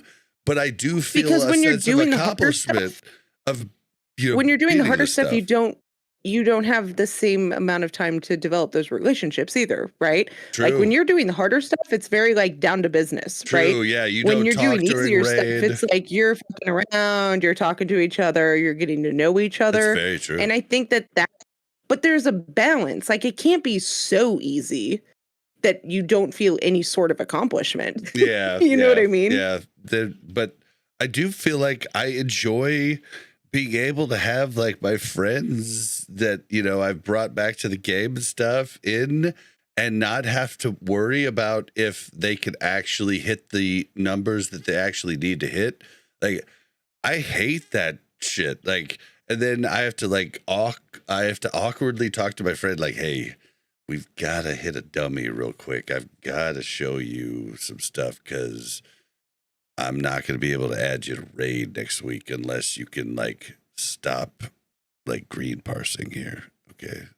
Like it's awkward and unfun and shitty. And yeah, with difficulty comes a little bit of a filtering, and like you don't want to have to do that.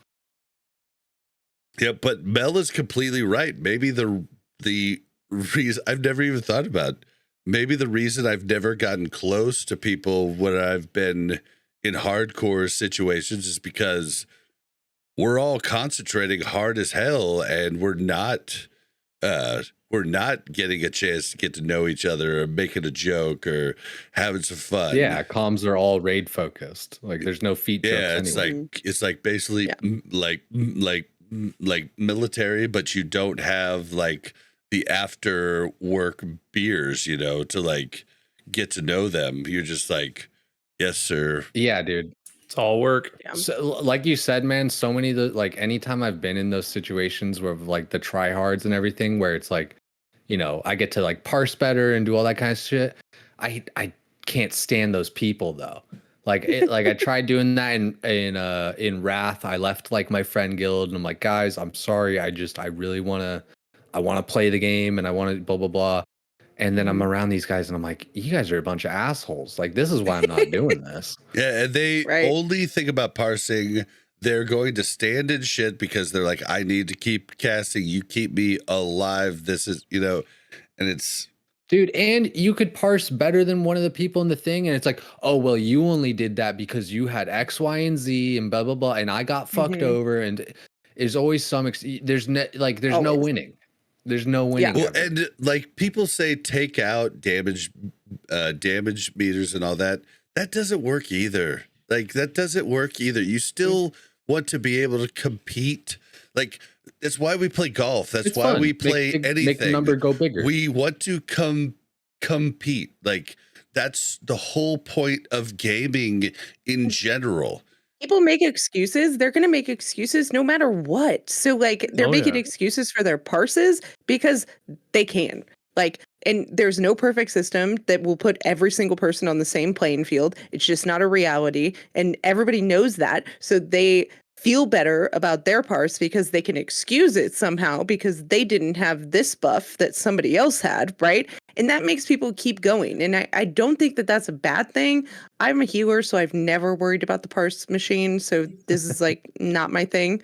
But I do think I've seen it from all of our DPS and everything. And I've seen where it's gone too far, where it's like our tank is trying to be a DPS tank and he's dying and I'm the healer and I'm like, fuck you, put on a shield, like I'm done with you. Or I've seen it where it's like really motivated DPS to keep coming after they've gotten their BIS, right?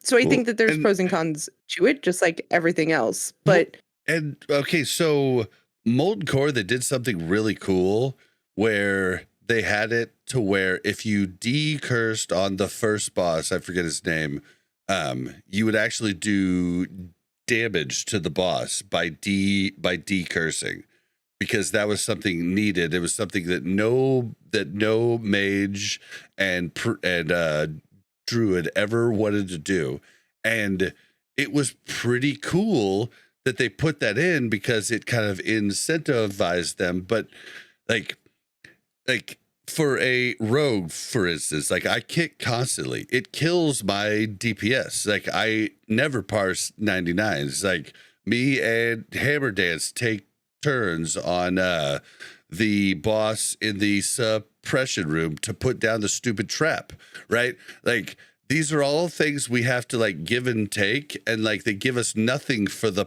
parse, which makes the parsing thing is, I don't know how to fix it, because you can't take away damage meters, because then you won't know why you're not killing a boss, because you might have Doofy over here just standing in the corner. I told you not to bother me, I'll clean my room. He's just like over here not even hitting a button, and you won't know that because you don't have damage meters, so you can't take those out. But you know, I think Simon Eyes always says it the best. Like he says, like everything you do should go towards DPS, and it should all accumulate in, with you doing the right thing, you do more DPS. So if you kick, like you get the DPS of, this isn't from him, but I'm just like throwing stuff out. If you kick, you get the DPS from everybody for that global cooldown, right?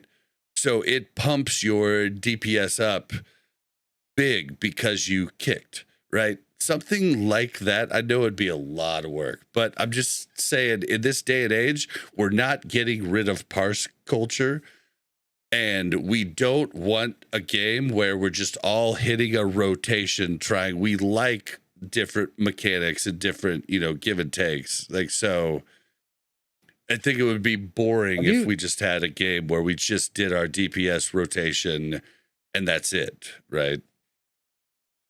I do think the prevalence of the popularity of parsing and stuff has gone down a little bit. And I don't know if that's just like my own kind of experience and stuff, but I feel like people do kind of care less about doing all that stuff now. Like it felt like really big 2019, 2020, up until like Wrath and Kata, and like I said, maybe it's just my own experience, but it kind of feels like it's slowing down a bit. I mean, for me specifically, I'm basically parsing in like the low 90s now, most bosses in raids, whereas normally I'd be pushing for the higher, but I'm running a raid, and me not doing every mechanic that I need to do could screw the raid, which inevitably means I screwed my group. And so I'm just not pushing everything that I was prior. And so so I've just stopped caring about parsing, period. You're a little busy, Yeah, 100%. But just like even in like the YouTube culture and all that kind of stuff, like I feel like a lot of the videos then were like how to parse this boss, how to parse this raid as a blank. Like I don't feel like I see that much of that anymore, Well, I just and maybe that's see just kind of like a lull in content. content. Yeah, I just don't see solid content. And Kata content, like I don't even is there anybody besides Scotty J doing it? I don't even know. I think it's just Scotty and Jordy. Sam Medina, maybe, but it's very much the content. Like I say it whenever I go to look for a video for like when I'm AFK or like we're gonna react to something. It's like, damn, dude, there's really not that much out there right now. Like, yeah. And I think that's part of the anxiousness for myself and coming up for November and all that kind of stuff is like, what the hell is going to happen? What are we going to do? Yeah, I mean, most of the WoW content creators have moved from YouTube videos to just streaming. I mean, Simonize doesn't even put out videos almost at all anymore. He puts out stream clips and stuff like that, but he just basically lets you see what he did rather than trying to explain it. And he also was, SOD changes so often that it makes it hard too. Yeah. Like that, yeah. Like Classic 2019 had a ton of videos that just blew up because they'd already been there for private servers for like 2 or 3 years prior to that, right? And now if you make this is why Simonize told me he doesn't like to make SOD videos, is because he's like, well, they could literally change it a week after I put all this work into a video, and then it's worthless. But like, that's what a new game's gonna be regardless. Like, everybody going to Ashes of Creation, you're going to have this SOD problem that you hate. Like, everything's going to change. Like, you look at 2004 and 2005, look at the changes every patch, every month, and you're just going to be like, wow, this was a completely different game. It is funny. I said that about SOD at the beginning, where I was like, wow, it really kind of feels like back in the day where there was like live changes and, classes changing and everything. And I quickly was like, okay, this is a lot of like change. Like I was just getting fatigued with how much it changed, where it was like, oh, this week the rotation's like this. This week you get use these runes instead and do this and I'm just like, it definitely, yeah, like as a player / kind of content creator, it was like, dude, I can't keep up. It's a lot of material. Yeah. The one that really got me was now that they nerfed like the Scarlet Monastery boost like completely, like because that was my thing. I was doing like the SOD boosting and all that, and so then phase 4 or phase 3 they kind of started putting in some weird stuff and everything, like mobs speeding up, anti-slow. So I kind of felt knocked out of my niche there. So that was bad that they so that was also what Frostadabus had happened to him. Like, he was like finding out all those hunter things to like boost his hunter. Yeah, it's probably what you were doing. Yeah. And then unfortunately they used the same code from Somm where they tried to, because all the community was like, oh, boosting's ruining the game, blah, blah, blah, blah, blah. It's like the silent majority or silent minority. And they're just like, so they changed Somm to where all the like the higher level dungeons that were the big boost ones had the mobs warping to you, jumping to you, no longer seeable, blah, blah, blah. And that just happened to hit when we went to phase 3, because that's when we went into Moradon and all of that. So that's what happened. Yeah. It was bad. It was code from Somm that basically took that, and that sucks because that was fun. Like, I was starting to do it with my hunter. I was starting to try it, Yeah.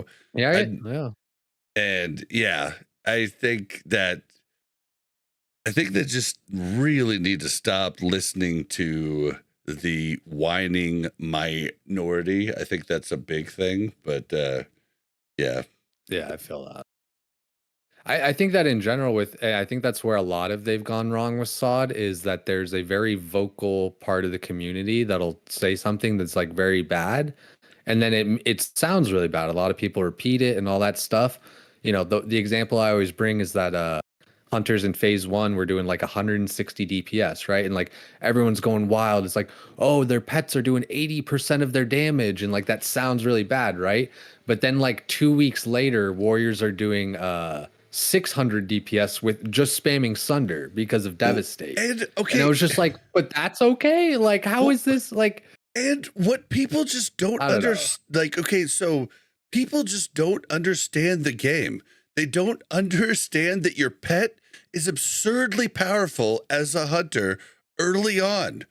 And that's just the way it is as a freaking you're hunter. not gear dependent. Yeah, that's the way it is. And then they really drop off as you like level up. But because we had that stopgap there and hunters were just having their pet go kill people, you know, and solo people, they were like, no, this is just horrible. Having their pet go kill people. They were like hidden and their pet was murdering me. Yes, and I couldn't find them. Okay, like, for phase 1. That was fine. I'll be honest. Even if it was level 25 vanilla, like that shit would still happen. Like your pet is just absurdly strong. Like, it's just and that's scaling. The whole point is that people just don't understand how it works. It is annoying though, Mel. I 100% agree with you. Where especially the whole like shadow meld, Eyes of the Beast meta, and then like, you just despawn your pet. It has full health. Like trust, I do. I empathize. With shit dirty because of these damn hunters. Oh, the alliance. But yeah, I don't know. Bob walks away at the worst times. I feel like we were just finished with this discussion, so thanks, Bob. You want me to bitch about hunters more? Because I can do that a little everybody bit. Can. I can take it. I still think out of all the season of Discovery, Warriors have cried the most. Yeah. Warriors were warned. Warriors were warned that they were not going to be the same classic warrior, and they still bitched about it. But there's still whole thing is like DPS chart. That's the most ridiculous.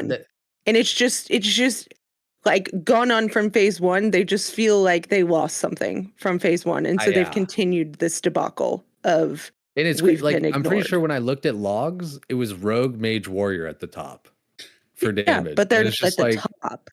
No, I know, but like, but it's just like these guys. It's like you suck. Like, meanwhile, I'm a hunter, pure DPS class. I don't get to be a healer. I don't get to be a tank. Meanwhile, I also don't get to be fucking top of the DPS. Like, anytime we just got nerfed at it. And well, that's because hunters let their pets pull on accident way too many times that they said we can't put these people at the top of DPS meteors. Yeah, I'm going to take my dog and I'm going to go play a different game. The best is there's one boss at BWL that we have our hunter do the like thing where he like takes vision or something and like goes to pull his boss. Yeah. Well, for a very long time, we have always had a hunter that does not have a worked up pet because they're a melee hunter or something. Or I don't know what they are. They're a hunter that doesn't have a pet. And so they'll pull out this like very low level pet with no abilities. They're like, oh, it doesn't have sprint. And it's like, oh my God. Was that Q-Bar? Level 3 Strider from Mulgore. That was Kumar? Kubar. That was cheese bag and Hammer Dance's buddy. Yep, and Kumar was never leveled up, but Kumar. he got it done. He got the job done. He got the job done. You talk about warriors, and guys, warriors in classic WoW, they weren't shit in back in 2004, 2005 because nobody understood that they had to wear, leather. But yeah, they should have never been the top DPS ever. Mage probably should have been the top DPS, followed by probably Hunter, followed by Rogue, followed by Warlock, and then Warrior should have been there. Like, Warrior should have never been the top DPS ever. And the fact that they were is just fucking stupid. It's really stupid. They wear plate. They should have never been the top DPS. They should have been awesome in PvP, should have been awesome in a lot of things, but Mage should have been the number 1 damage, period, in classic WoW, period. Like, they should have been the easiest to die and the most damage. If we're looking at a D&D type of thing here. Yeah, that glass cannon. Yeah, and like basically you would just jump up for full DPS classes, those are the ones that should have been the top DPS. And then you'll go into druid, shaman, paladin, priest, like they should be somewhere in the mid because they're hybrid. Like that's the way it should have played out. Warriors should have never been the top ever. And the only reason they were is because they made a weird rage mechanic that made them more powerful the more buffs that they got. And they were only powerful, late game or with world buffs. So it just should have never been a thing. So yeah, should have never, like, Warriors should never bitch. DPS is a second spec for everybody, right? Like, there's no healers that don't have a DPS spec, and there's no tanks that don't have a DPS spec, right? But there is classes that only have DPS. I understand that. Yeah. I understand that. I was just thinking, like, if there was healers that didn't have a DPS spec or tanks that didn't have a DPS spec, but it's like you didn't have another choice. Yeah. Yeah. I mean, like some people arguably would say, like, priest doesn't have a DPS spec or whatever, right? But that's just that. You're gonna upset Cheesebag here in the chat. Yeah. Holy is a shadow off spec. Cheese, you are dreaming. Yeah, but like everybody seems to love it. Love the whole warrior stacking. And it's just kind of weird if you really look at it from a D&D standpoint. It's like mage would be your like weakest glass cannon, but they would do the most damage, but be the most vulnerable. Yeah, just ride that ignite until you take threat. Can I just send out a PSA that like nobody wants mages to do more damage? Like, not a single person in the world who's not a mage wants mages to do more damage. So I get that this is like a hypothetical, like this is how it should have been. It's not like that. Like, let's not like bump them up, okay? Like, let's just clear that from the air. Let's bump them up. More ignites. Yeah. I'm just okay. So like Hammer Dance does point out a really good point, that like most of the DPS classes in vanilla just turned out to be a one button rotation that was the best. And that was just a fail from them back in 2004. Like they didn't know. Like they, I almost think it's better this way. You do? Yeah, like and I know it's a little bit hyperbolic to just say like one button. Like there are cases, right, where it's like mage or whatever else. Or like, you press like your couple other buttons and then you're just spamming one of the things. But like it's almost good for just kind of like we've been saying for raiding and everything. Like you don't want to have to be like solving some sort of complex puzzle. Like I want to take some bong rips and then just press 1, 2, 3. But maybe that's just me. So I call that beer in hand rating. So that's what I'm saying. In 2019, if I didn't pick Warrior, I probably would have quit because Warrior was the only fun rotation in Classic. It's like driving a Ferrari. Positive. It's literally the only fun rotation. You're doing heroic strike cancels if you're not world buffed, but like you're doing a lot of stuff, but it's not too much. Like it's not like trying to do a lot of buttons fucking feral in Wrath, right? Like it's not crazy complicated, but I don't know, man. Rogue the resto shop was that rough. Burger. I don't know what Hunter was like, but Mage was rough. Like, I mean, Priest was rough. Druid was rough. Warlock was really rough. I mean, and you're doing all of that, like one button spamming to do a fraction of what the Warriors are doing. And so it's just really a broken game, which is why it cracks me up that so many people love it. It's just, okay, so you have to talk like 3 Warlocks into just not having fun so that you can have fun. You have to talk this class into coming to not have fun so that you can have fun. You have to talk this class into coming to not having fun for you to have fun. It's literally an elitist sport. Like, it's so funny to me that people love it. And I'm just like, yeah, the world was great. Everything was great. PvP was great. But the rating was shit. And the classes were shit. And I don't know. Like, it's so weird to me that people just put it on a pedestal.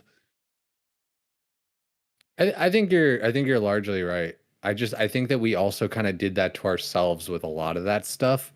Cause like my experience in Deviate to Light and stuff, like we're clearing a lot of these raids with like 25 people. A lot of them aren't pressing the right buttons. A lot, like I've given up on trying to manage a debuff list. It's like, you can only say, don't serpent sting or don't, this curse or whatever so many times. Why are you using deadly poison? Just like, it's like, I just give it up, but we still kill it. So it's like, I really like, I do get what you mean, because that is what we do, where it's like, you talk in 3 warlocks and blah, blah, blah, blah, blah. But like, man, I really do wish we could just have some sort of culture shift into like really just kind of playing more grounded. And I think hardcore is actually kind of that vehicle. Like for as much min-max and everything as there is, like you do kind of like slow it down and feel it all, That is a beauty of hardcore. Hardcore dungeons were the most fun I've had since 2019. I mean, like everybody normally gets into Discord. Everybody normally talks. It's such a cool thing that you don't see in any other version of the game. Everybody's rush. It's a much more immersed version of the game, that's for sure. Mm-hmm. I'm trying to think of like how you could make hardcore, because hardcore is like rating in hardcore is definitely like a real high risk reward there, right? But what if, and I thought about this and then I immediately thought, no, that would be really toxic. But what if like if you died on a boss, you were not eligible for loot on that boss, right? Like to keep people engaged in the mechanics, in the survival of everybody, right? Not just themselves and not just their parse, but it's like if you die, you fuck up and pull threat and you kill yourself and your friend who's going to be pissed off as fuck at you because they didn't do anything wrong, but you killed them. Like that's where the toxicity comes in.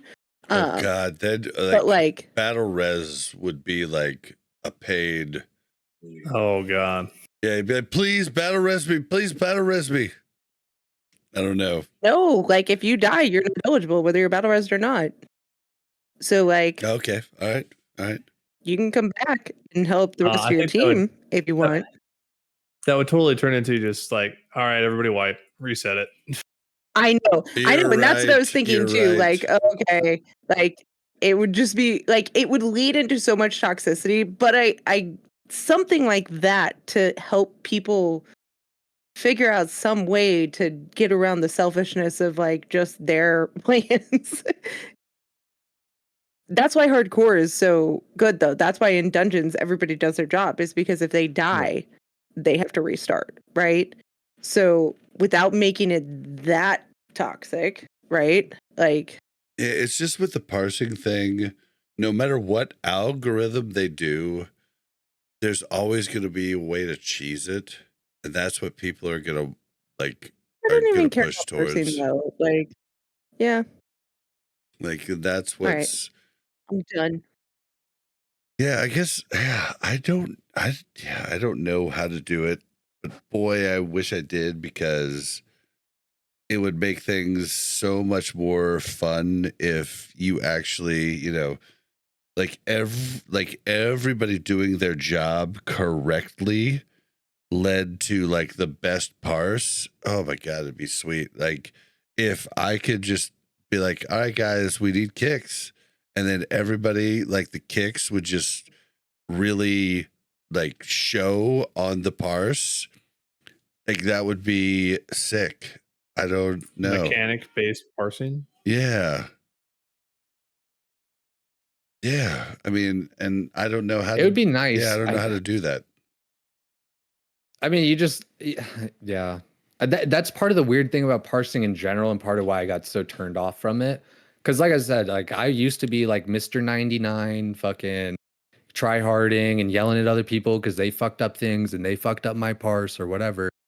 But like the problem, like once you get deep enough into it, you start to realize like, oh yeah, like all these rules are just kind of arbitrary and made up by like whoever's like running Warcraft logs. Like, Yep. so when you try to like, really parse things, like, mathematically parse things out, like it's weird because it's like, it's to what degree, to what standard, right? Is it going to be purely DPS? Is it going to be HPS, damage taken, whatever kind of like metric you're trying to use? Like it just dude, at the end of the day, that's the thing. Like I just got like in a little argument with somebody in my chat, but it's just like, dude, like my whole point is that you don't need to min max to the nth fucking degree to clear the content. And like if you think you do, you're probably new or just not very good at the game. Yeah, there's so many people. Like it's not that hard. There's so many people that run pug groups and they're literally looking for purple parsers, and y'all are idiots and don't understand the game. You don't need purple parsers. You can do it with green parsers if they do the mechanics.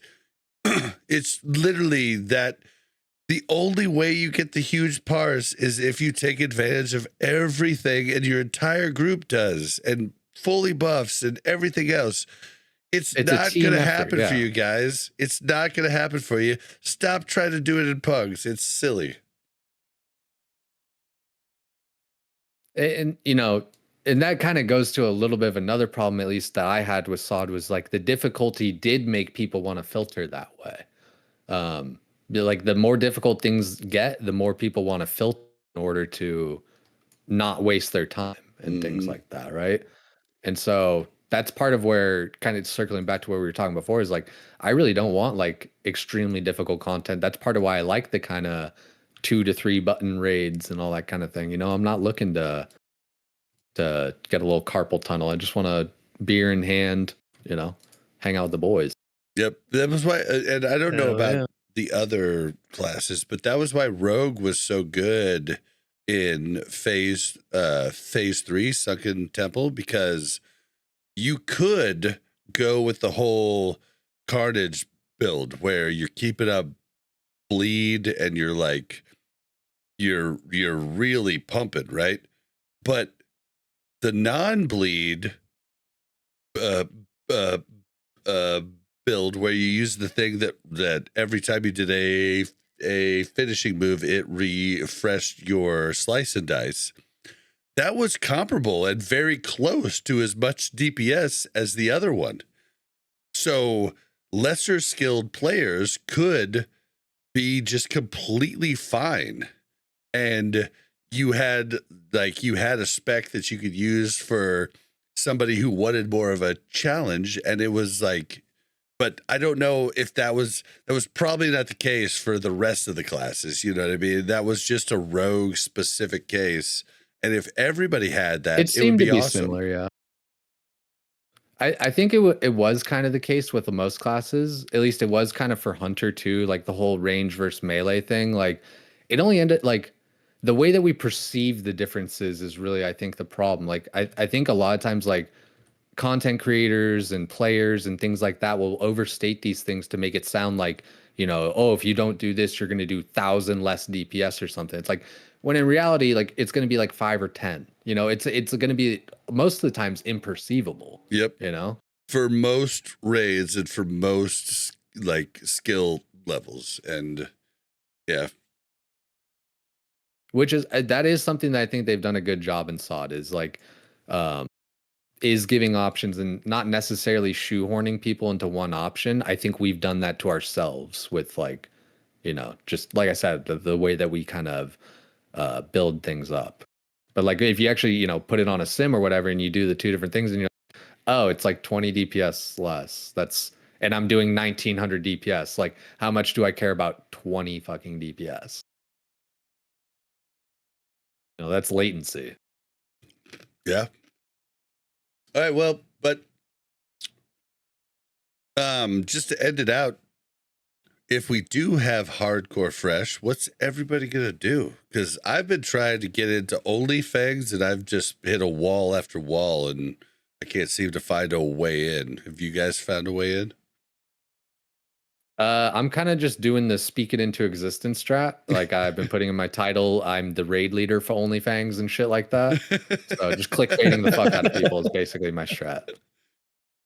Yeah, I've been trying. I can't believe I've had most of the people in OnlyFans on the show and I can't seem to get in. So I guess they just don't I think like you me. need to change your mindset. I think being in OnlyFans is not the only way to have fun and hardcore fresh. I think that we had the most fun with just like doing it ourselves. And But it's the only way to have fangs, Mel. God. what if I don't want things?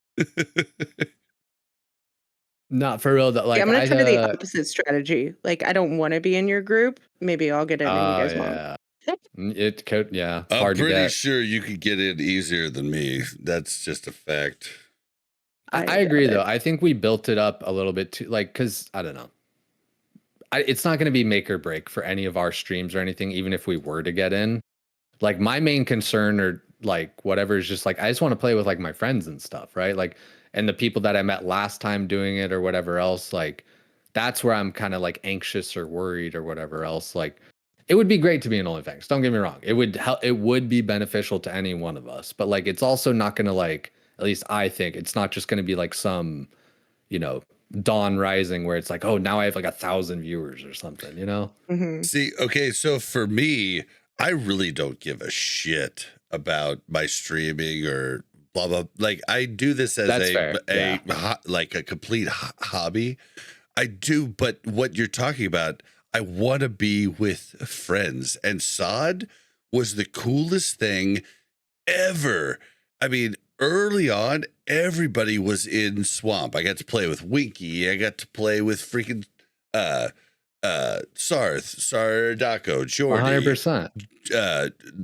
All of these people that I've had on the show, I got to finally play with, and like that was badass. You know, got to finally play with so many people or versions. Yeah, and so that's where I'm sad. You know, I don't give a shit about playing with Soda Poppin'. I don't know Soda Poppin'. I don't give a shit about playing with S-Fund. Well, I do know S-Fund, but I don't care about playing with him because I don't interact with him much. Like, I don't care about any of the big streamers. I just want to like play with like people like Sardako, Wiki, like all of these different people that and that's where I'm like bummed that I can't get in. You know what I mean? Yeah, I've kind of related it to back in high school and shit. And I had to deal with this shit in high school where, you know, your friends get into the party, but you don't get into the party. And you're like, well, fuck, what am I going to do Friday night? You know? I mean, you're talking do I just show up? Like, you're talking to the guy that had a stutter in high school and, you know, how hard it was to fight into a party. As that guy, yeah, it's hard. It's the reason he was the first Jedi. And true. I'm just kidding. Like, I'll show them I can type. Full circle. Full circle. Oh, yeah. I don't know. To me, does anybody have an opinion on why a fresh hardcore server is more beneficial than a fresh vanilla server? Because in my mind, I feel like more people are asking for a fresh vanilla server than a fresh hardcore server, but I could be wrong. Do you think that'll actually be a thing? Like, we've literally talked about, that could have been a thing if SOD never came out. There is no possible way I'll play a fresh vanilla server ever again. There's no possible way. No possible way. Warriors on top. No. I'm not talking about you. I'm Yeah, not but I'm talking talking to about- you. I I'm feel like- talking about a lot of people who are playing on Classic Era right now who would like a fresh vanilla server. Like, Okay. What I'm super surprised about is like how easy would it be for them just to do a fresh classic server and then just have a toggle in the interface like, oh, you want to do hardcore? Sure, here you go. Dink. Oh, And, just you like know. let people be hardcore and softcore on the same server. Yeah, like how easy would that be be? fucking dude. I think you just You cracked know? it. I think that's what we're getting, See, that would We're gonna get that- that makes sense, right? dude. That So, actually it fucking makes became sense. Dude, really I've been- difficult yo, in solo self-found. Like, I will say it does become difficult because if you don't have a dedicated hardcore server, you can go into dungeon groups and get griefed to shit because they're not hardcore and you are. Well, then right? you can yeah, just but make that's it that's where- your risk. You know, you sign up for it. That's the risk. fun. Yeah. Or you can just make it. Hey, you can only group with other people that have Or yeah, maybe. toggle, whatever. You know, there's Mhm. certain ways they can I- group it together. You know, funnily enough, man, I was thinking that we were just maybe going to get a fresh server and that OnlyFangs was going to operate on the fresh server via their whole point system thing that they're going to do. Cause like, and everything. But now you saying fresh and hardcore on the same, at the same damn time. I think you're onto something. Just a thought, just Maybe. speculating, you know, spitballing. Dude, that'd be cool as fuck. Like, dude, I swear I'd be down for that. I think that's cool as hell. Cause like, it kind of solves a little bit of the problem and anxiety, at least that I've been having of like, shit, if we get both, like, what the hell am I going to do? Like, for my own enjoyment, I would rather just kind of do a softcore era, you know, blast a tune and, you know, establish myself and, you know, build up, you know, how I always say, but like, I mean, shit though, hardcore and softcore same time. Well, then if your hardcore character dies, okay, Just make it, yeah, now it's just it goes there. to softcore, you know? No, you have to choose. If your hardcore character dies, you cannot transfer it to softcore. It dies. All You right, can all make right. a softcore player, but if you choose a hardcore player, you can't fucking turn that shit off. I All don't right. know. I think it incentivizes Yeah. people to go hardcore more. I think it was a good thing To that go they hardcore until you die and then you're softcore? Fuck that. it was a good thing that they put in the actual hardcore servers where you could move your tune to era after it. I think it Sure. incentivized You a can lot move of it people to afterwards. try. You can move it to era afterwards. You can't stay on the same server. You cannot just go hardcore until you're not hardcore anymore. that You know how kinda many makes trolls there would be? Like, there would be so many trolls in dungeons. You'd group up with hardcore people that you're like, oh, these people all have the same vision in mind as me. And one person would pull 27,000 Only mobs and you'd early. all die Only and be early. like, oh, we'll be softcore now. No, there's not the risk of losing your character, so you don't care as much. Like, that What is if they the just epitome of hardcore. what if they Okay, just like okay. layered it? Like a layer was hardcore, one layer was hardcore, and then another layer No, was you the other. lose your fucking character. It's dead. It's gone. You put in a lot of effort and fuck it. You can't get alchemy supplies from that character anymore. All your mats from that character on a separate server. Like, get out of here. You're done. You do not No, just yeah, get to I fucking agree. play the Bob, you're game wrong. like willy-nilly and then just be like, oh, sorry, I died. I guess I'm gonna go softcore now. No, fuck you. Sorry. Yeah, Mel, tell us how it Very is. passionate about that. These are ridiculous. You can go from hardcore to softcore. It'll be so much fun. Ruin the game. Oh, Ruin the man. game. Just spitballing. I do think having it on the same server would be cool as fuck. That's but fine. like, yeah, but like, yeah, we went too far with okay, if you die, you just go softcore. Yeah, Uh-huh. that was just a bridge too Yeah. far. No, we don't. All right. Thank you. All right. Thank you. Well, guys, I think we have come to the end of this episode. Does anybody have any Too last fun. words they want to say before I start closing this out? Yeah, just too fun, and I just thanks a million. It's awesome. It's a good time. Oh yeah, it's all about the people you play with, for the homies. Here we go. It's all about the people you met along the way. Well, you can meet us along the way by not forgetting to follow us on Twitter on X at WC Reloaded. You can send us an email at wcrpodcast@gmail.com.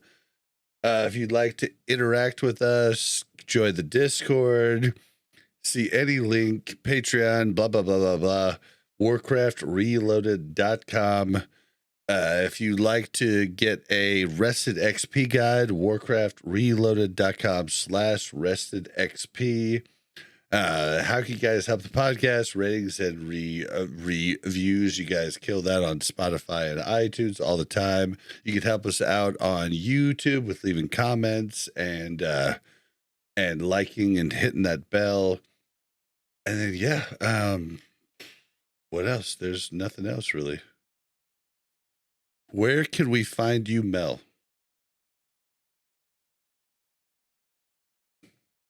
I didn't mean to turn off my camera. I meant to unmute. Apparently just ranting about hardcore, softcore servers. That's pretty much the only place you can find me right now. Softcore. Just kind of like, oh, never mind. I'm not going to do it. Done. Ziimm, where can we find you? So I play on Crusader Strike NA, same server as Bob. Ziimm, Ziimm is in all of my characters' names. And then I'm going to start getting back on Twitch. I've been traveling for the past couple months, but it'll be ZIIMM_1. And you're also on Countdown to Classic quite a bit too, right? The other Yep. cool podcast for WoW Classic.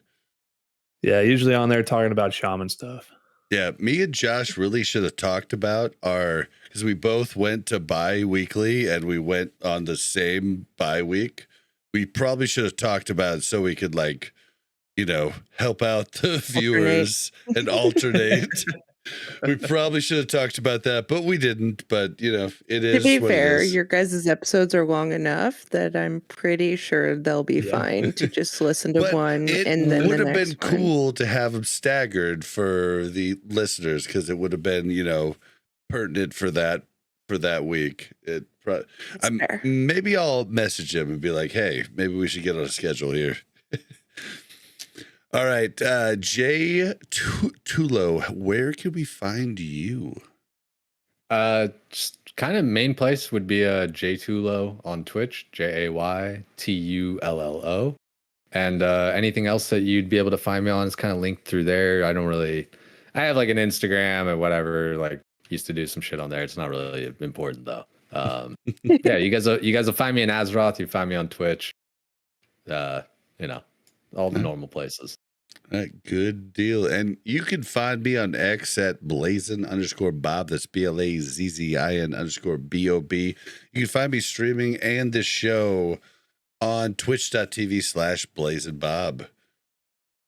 All right, guys, let's get out of here. This was a good dude. Thank you guys for coming on. Like, I've been a little bit just not knowing, little crossroads in my life, just not knowing if I want to keep covering this. And you guys got me back excited about Classic WoW. And yeah, I'm excited for the next episode. Maybe I'll do another one next week. I don't even know. Like, we'll just see.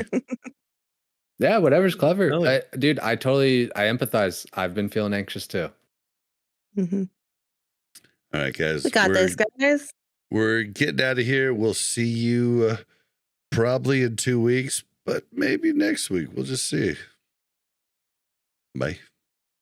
Right on. See y'all. Bye.